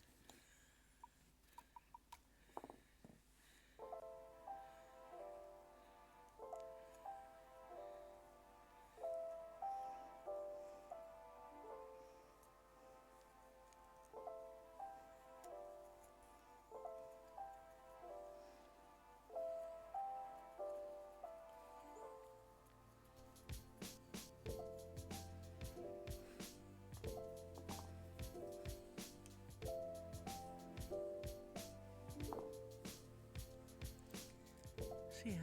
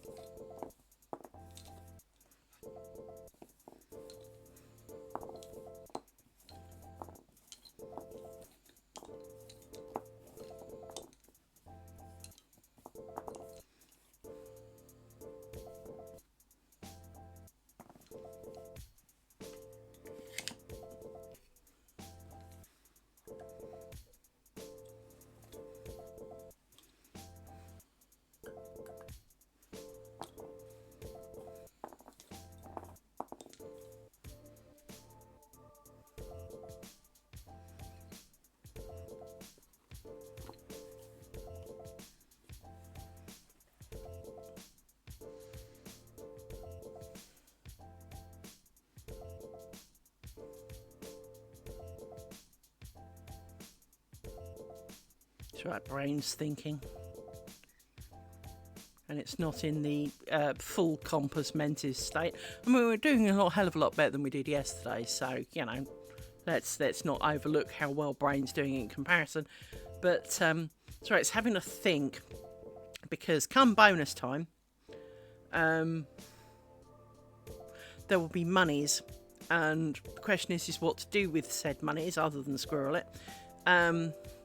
And I'm thinking about how to improve streaming space and what I could do or not do, as the case may be, to enhance streaming space.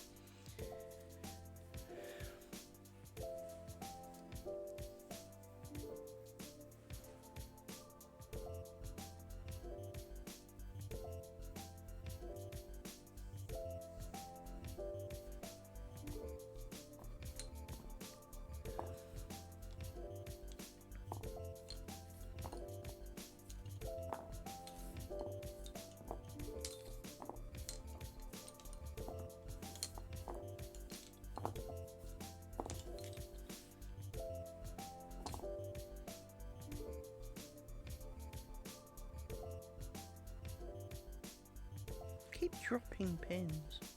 I pick up 2 and drop 1.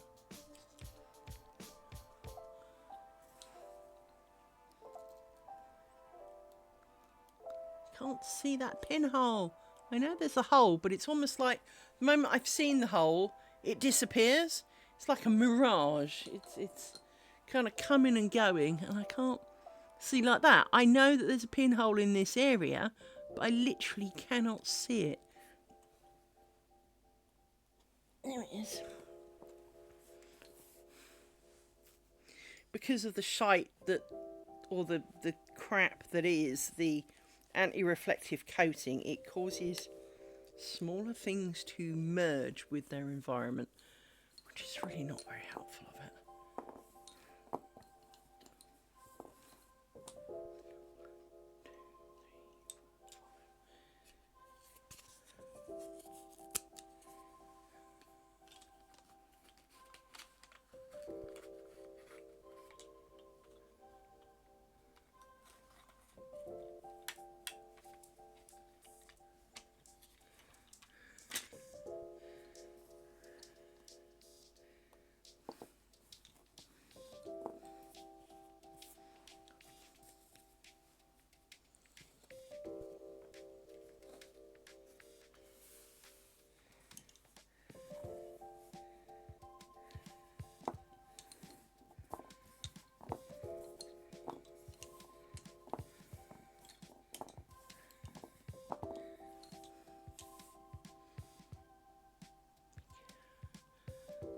I keep wanting to use fat pins for things like holding down the cloth to make it slightly less annoying.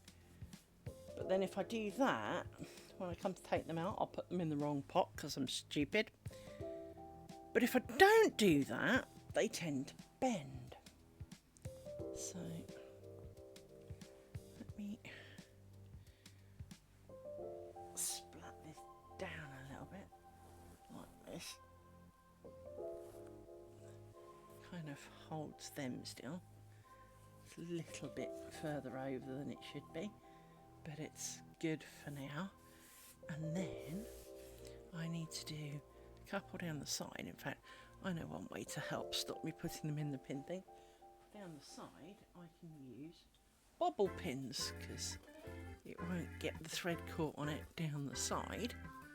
So I can use bobble pins to hold this still there, and one on the other end.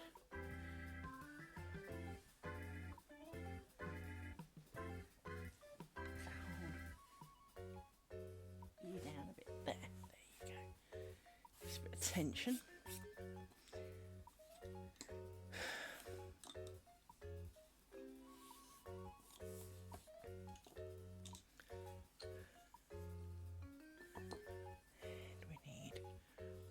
of you.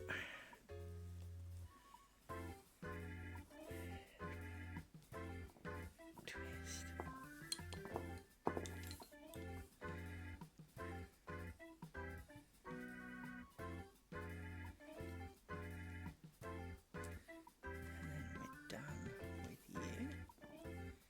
Do we want to go back to the inside? Yes, we do. Just because we can.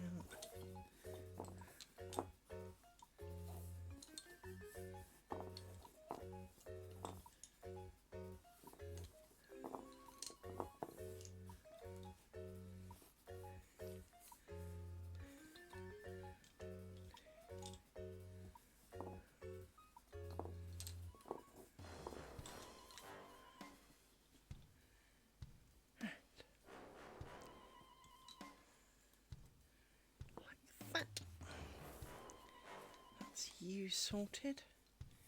1, 2, 3, 4, 5. You get lined up and a stick.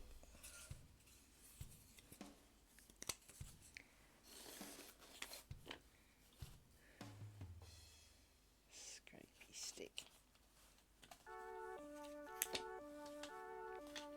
Like that. You too can go in the pile over there. Do like how these flat sticks really allow them to just kind of be flung over there. So now we do need you. Not to have wrapped around you.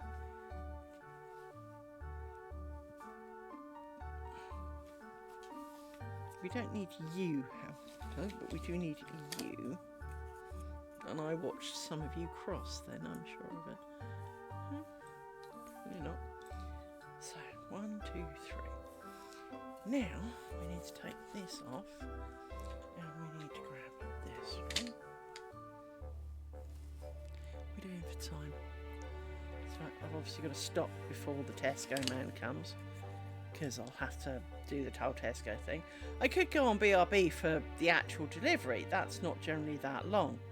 But then I've got to put all the frozen stuff away and stop the dogs eating the other bits. And I tend to do that in portions because it gives me backache. So with all that in mind, when Tesco comes, I would feel a bit bad for leaving a big gap in the middle. But we shall see. We shall see. Maybe we will. We'll do with a bit of a gap in the middle. An extended be right back. Because then I can return with drink and food, and the dogs will not be wanting to eat me because they will have food too.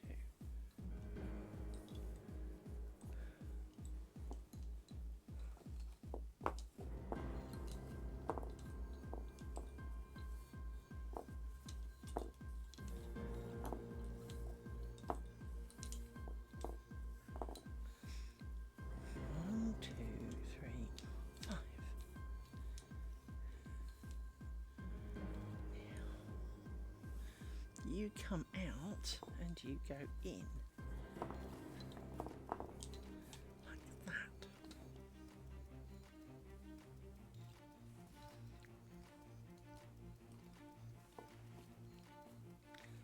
You are shorter, so we will make each of you slightly longer to come more in line with these. There we go.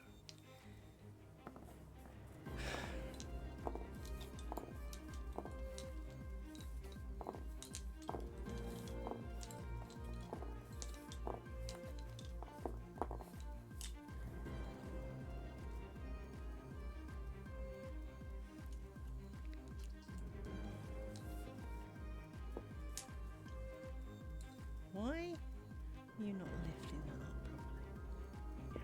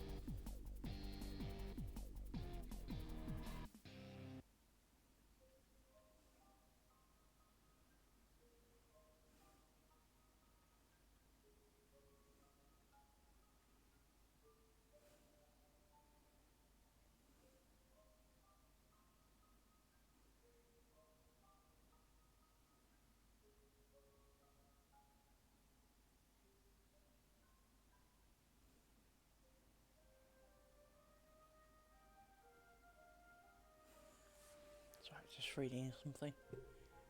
I was going to.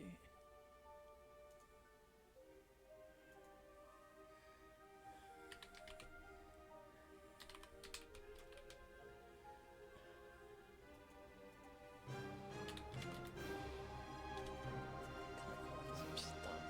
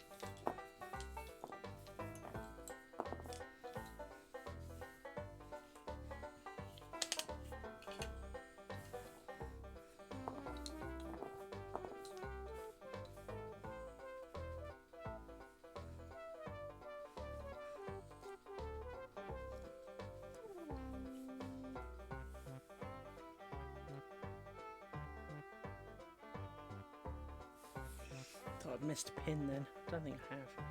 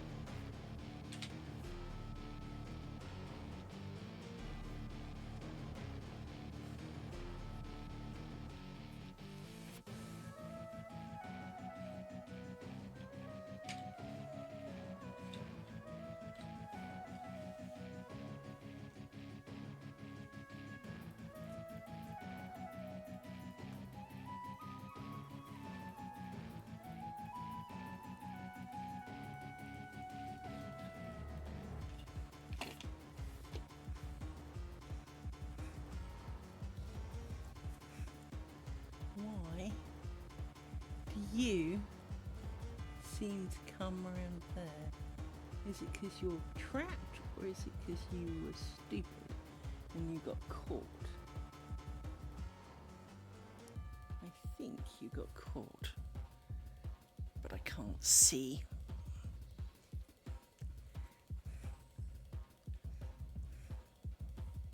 Yeah, you got caught. There you go.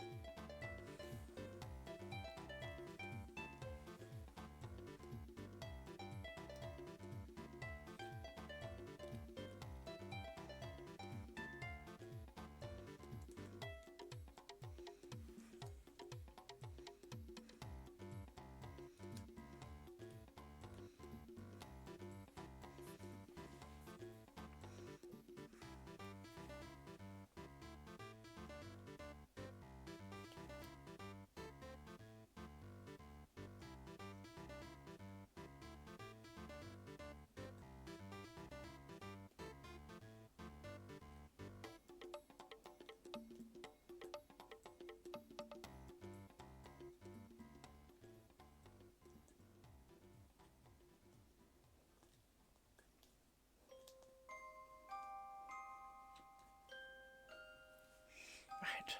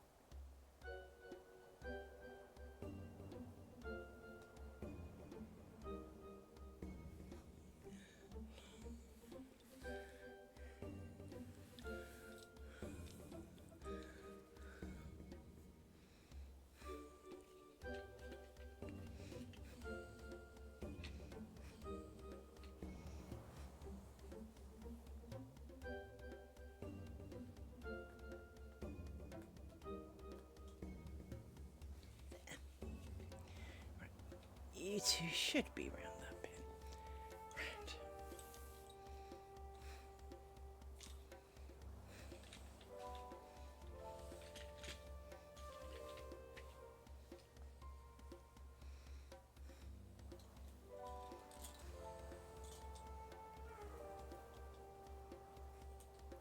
And you have somehow mated round each other. So I'm going to undo you because you are all wrapped around things. Try and sort you out. This is part of the dog catastrophe of the other day.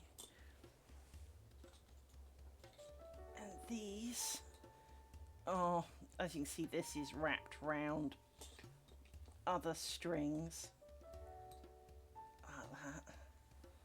So let's sort you out.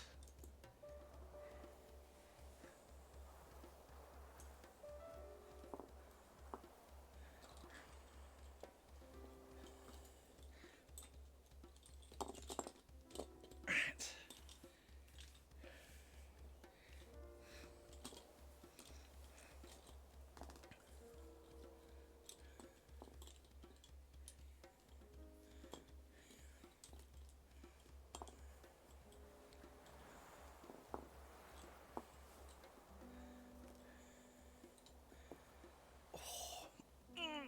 Sudden backache.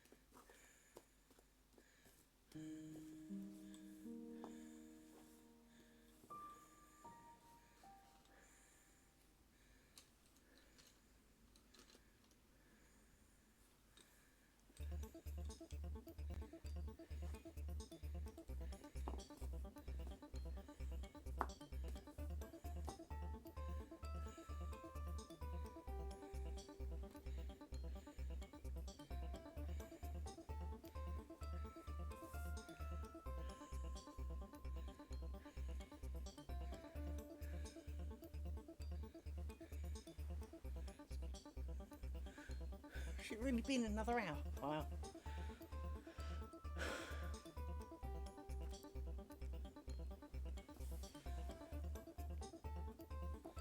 3 minutes to adverts.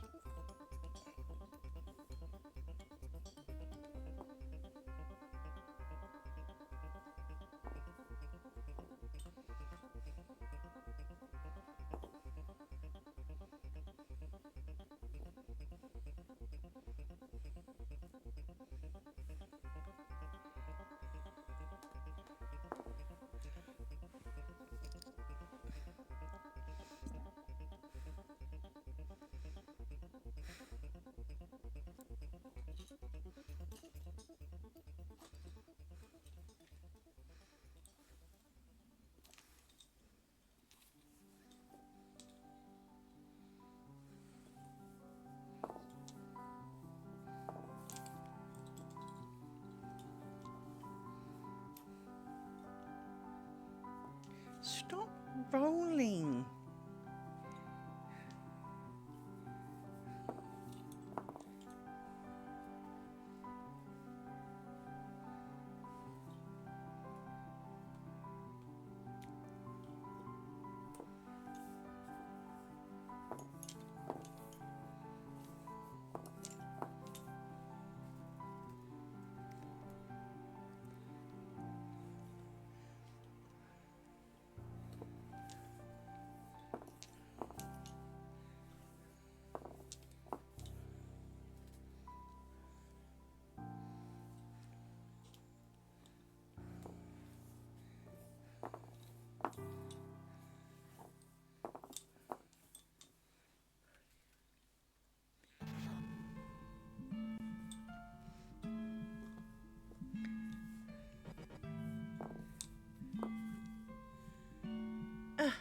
Douchebag.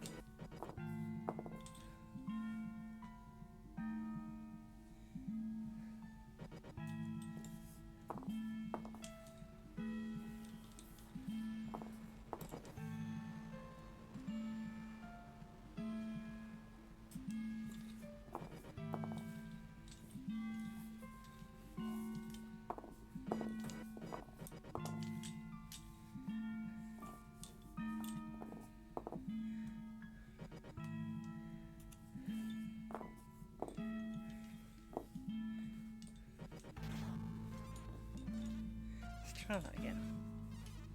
And will you lot stop rolling?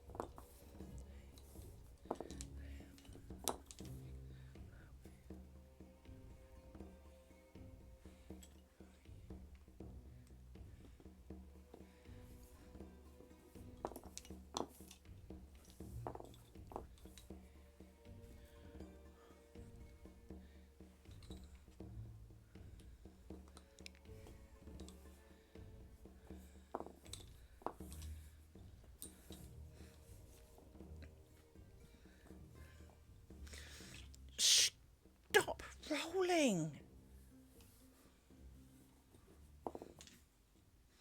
It is not that uneven.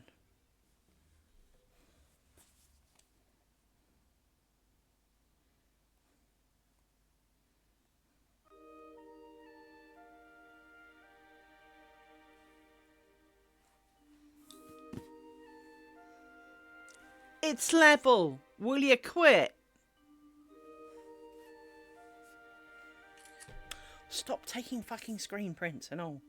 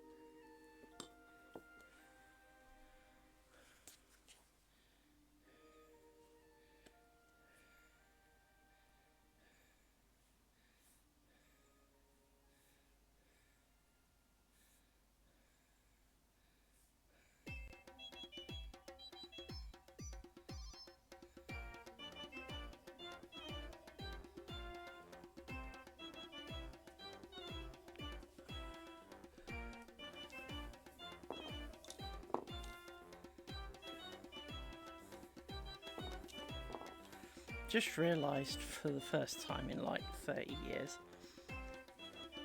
We all remember the Bryan Adams hit Everything I Do from Robin Hood. And for years, Bryan Adams was accused of singing, not just writing singing, Richard Marx, Right Here Waiting for You. You know, if you listen to them next to each other, they are real similar.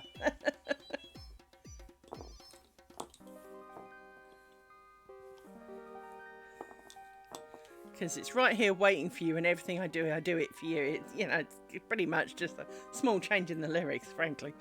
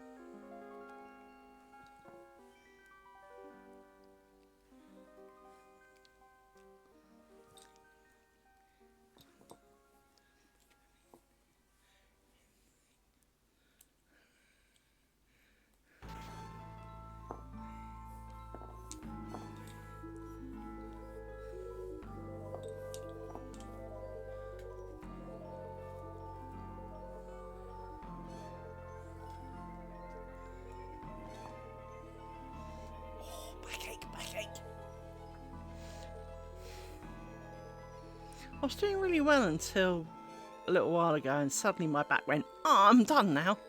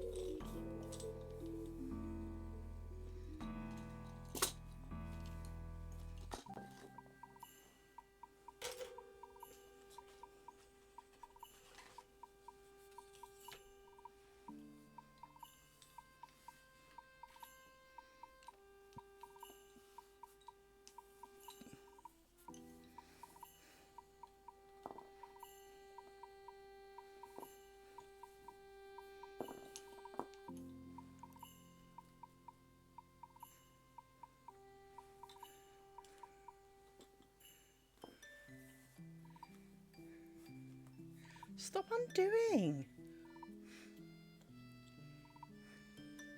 I was watching you. Tiny bit of pressure, you just kept on going. That's better.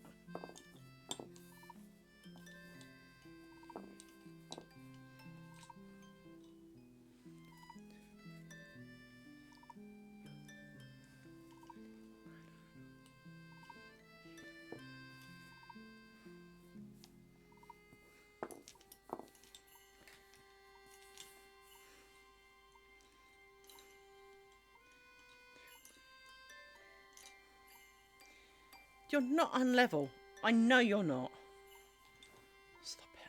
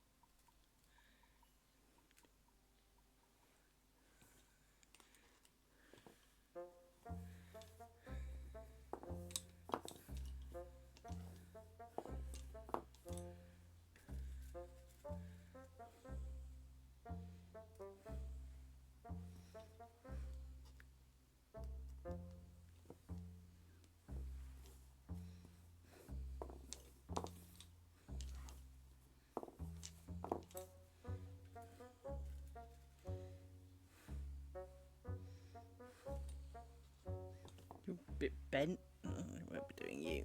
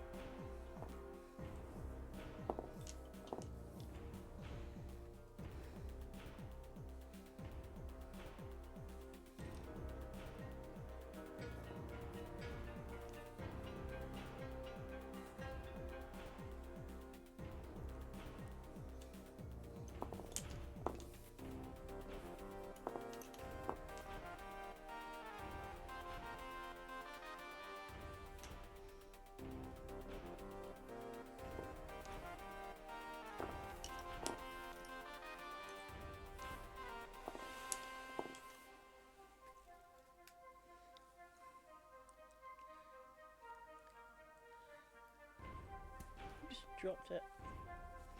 Don't know where that went. I had a pin and then I threw it like an idiot. No idea where that went.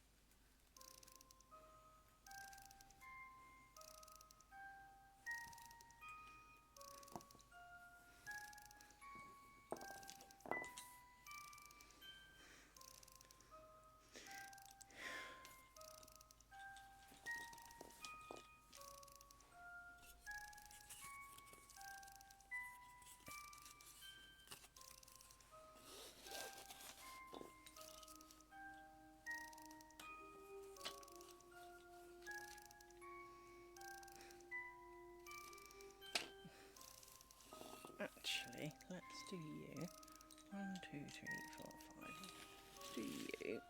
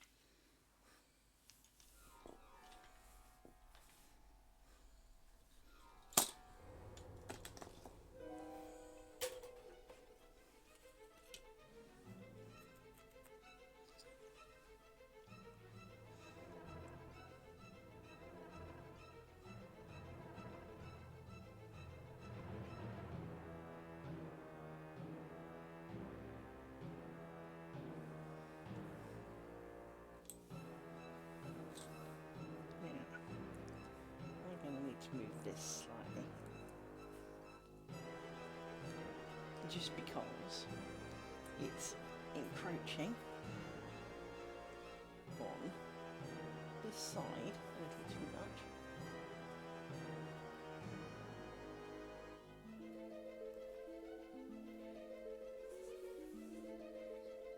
Ah, fuck off, bot.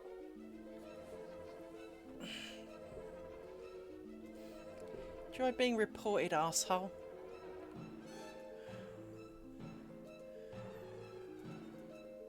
Wish there was a way to automatically.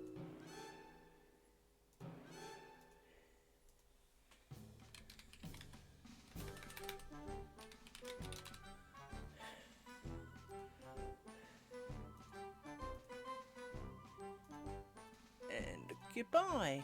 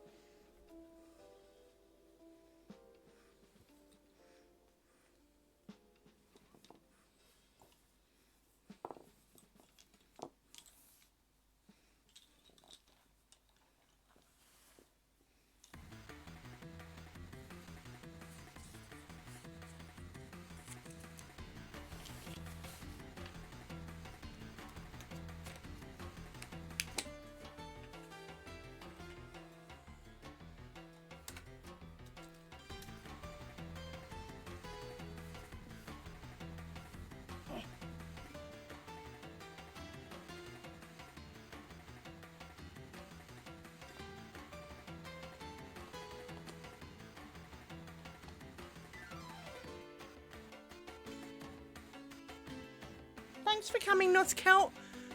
Keep safe. I think the wind's dying down a bit, but it's still pretty exciting out there. So be careful. And yes, I shall see you next time. Thanks for coming. I'm nearly done anyway, to be honest, so you're not exactly missing out. Gonna pull a few pins, and that's about it, actually.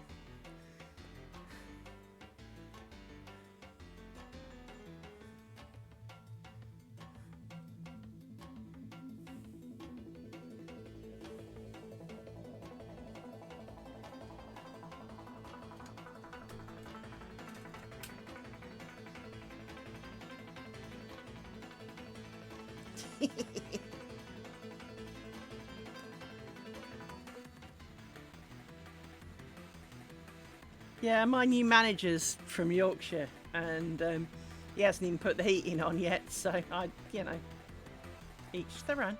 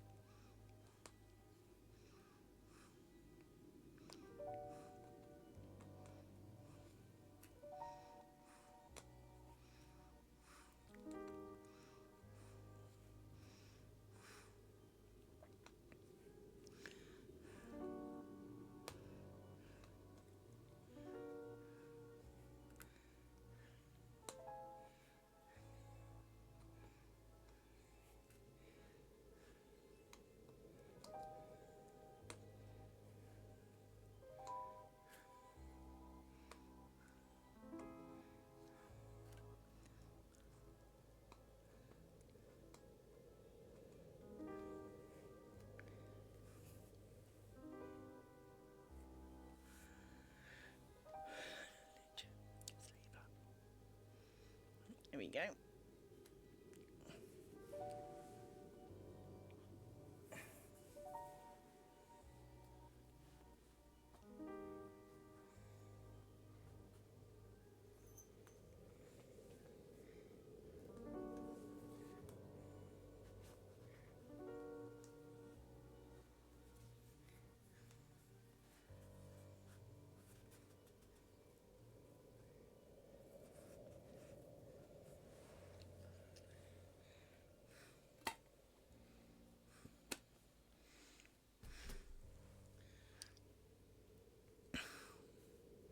And I know normally you're used to me taking out this section here, but the reason not, because I haven't actually done this one yet.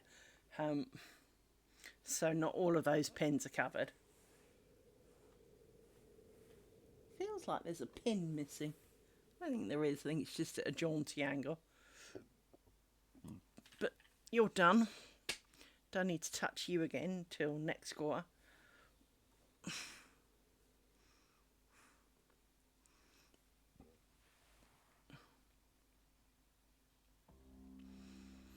Time to put these in.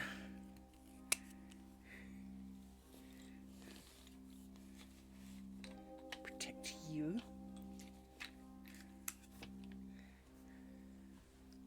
And I won't be using you for a while, so you can go round the corner. Time is it? Nearly 6.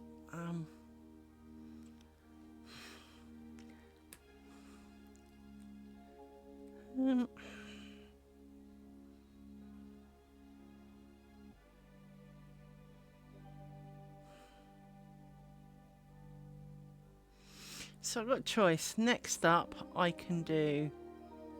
need to do this, really, I guess.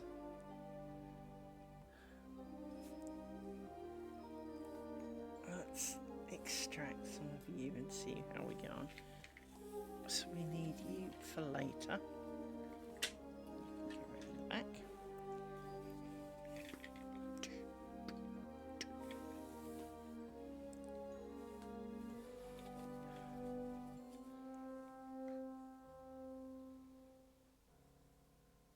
Yeah, we'll do this bit. We'll do this bit before we go. So I've got some Bee Gees You Win Again in my head. Well, I say in my head. It's playing on another window that you can't hear. So it is in my head, but it's not made up. It is real. It's one of the few records I managed to buy.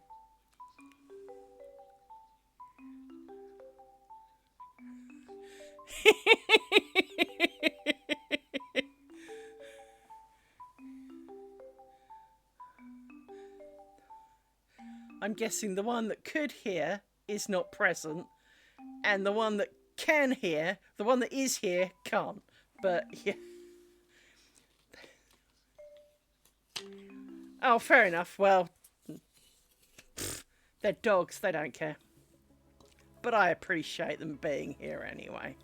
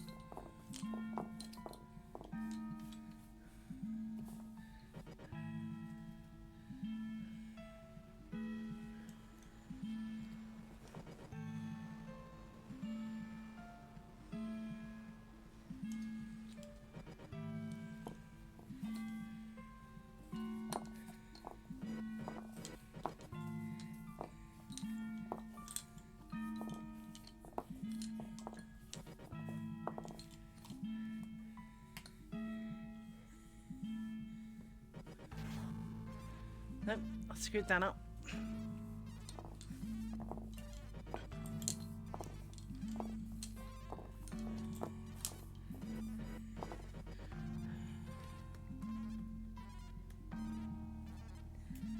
Because I needed to add you. I didn't.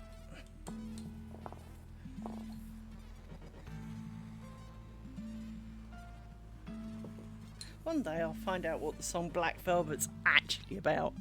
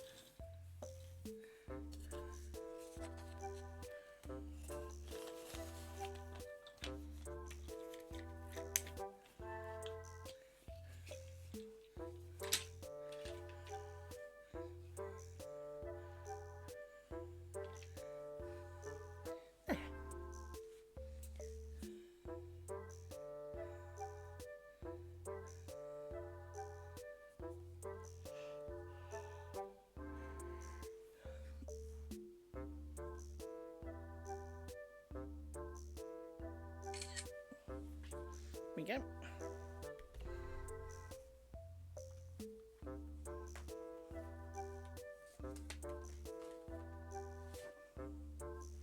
So,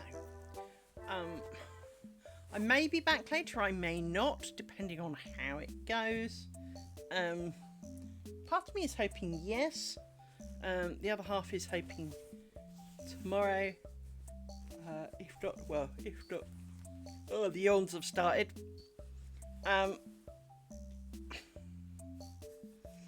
But either way, hoping for more later. Depends if I get into a film and doing some cross stitch or not, frankly. I've got food turning up in an hour to 2 hours, somewhere between 7 and 8. And it will also depend what time that turns up. Because, well, I'm hungry. I haven't really got anything to eat until they come. So, anyway, thank you for coming today and sharing your time with me. Bollocks. Something just fell off, as you can probably tell. Fortunately, it was not as bad as it could have been. Still bad enough, but anyway, let's do that so I can move the pillow out the way, which gives me a bit more light to see the things that fell on the floor. And try and pick them up.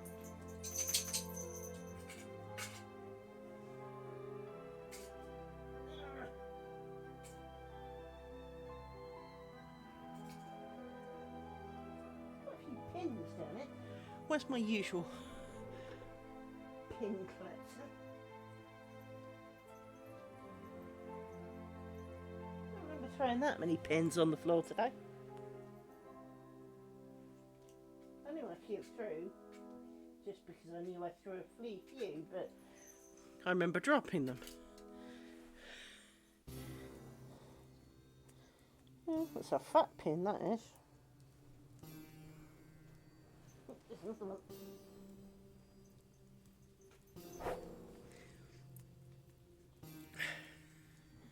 Anyway, enough of me picking up pins.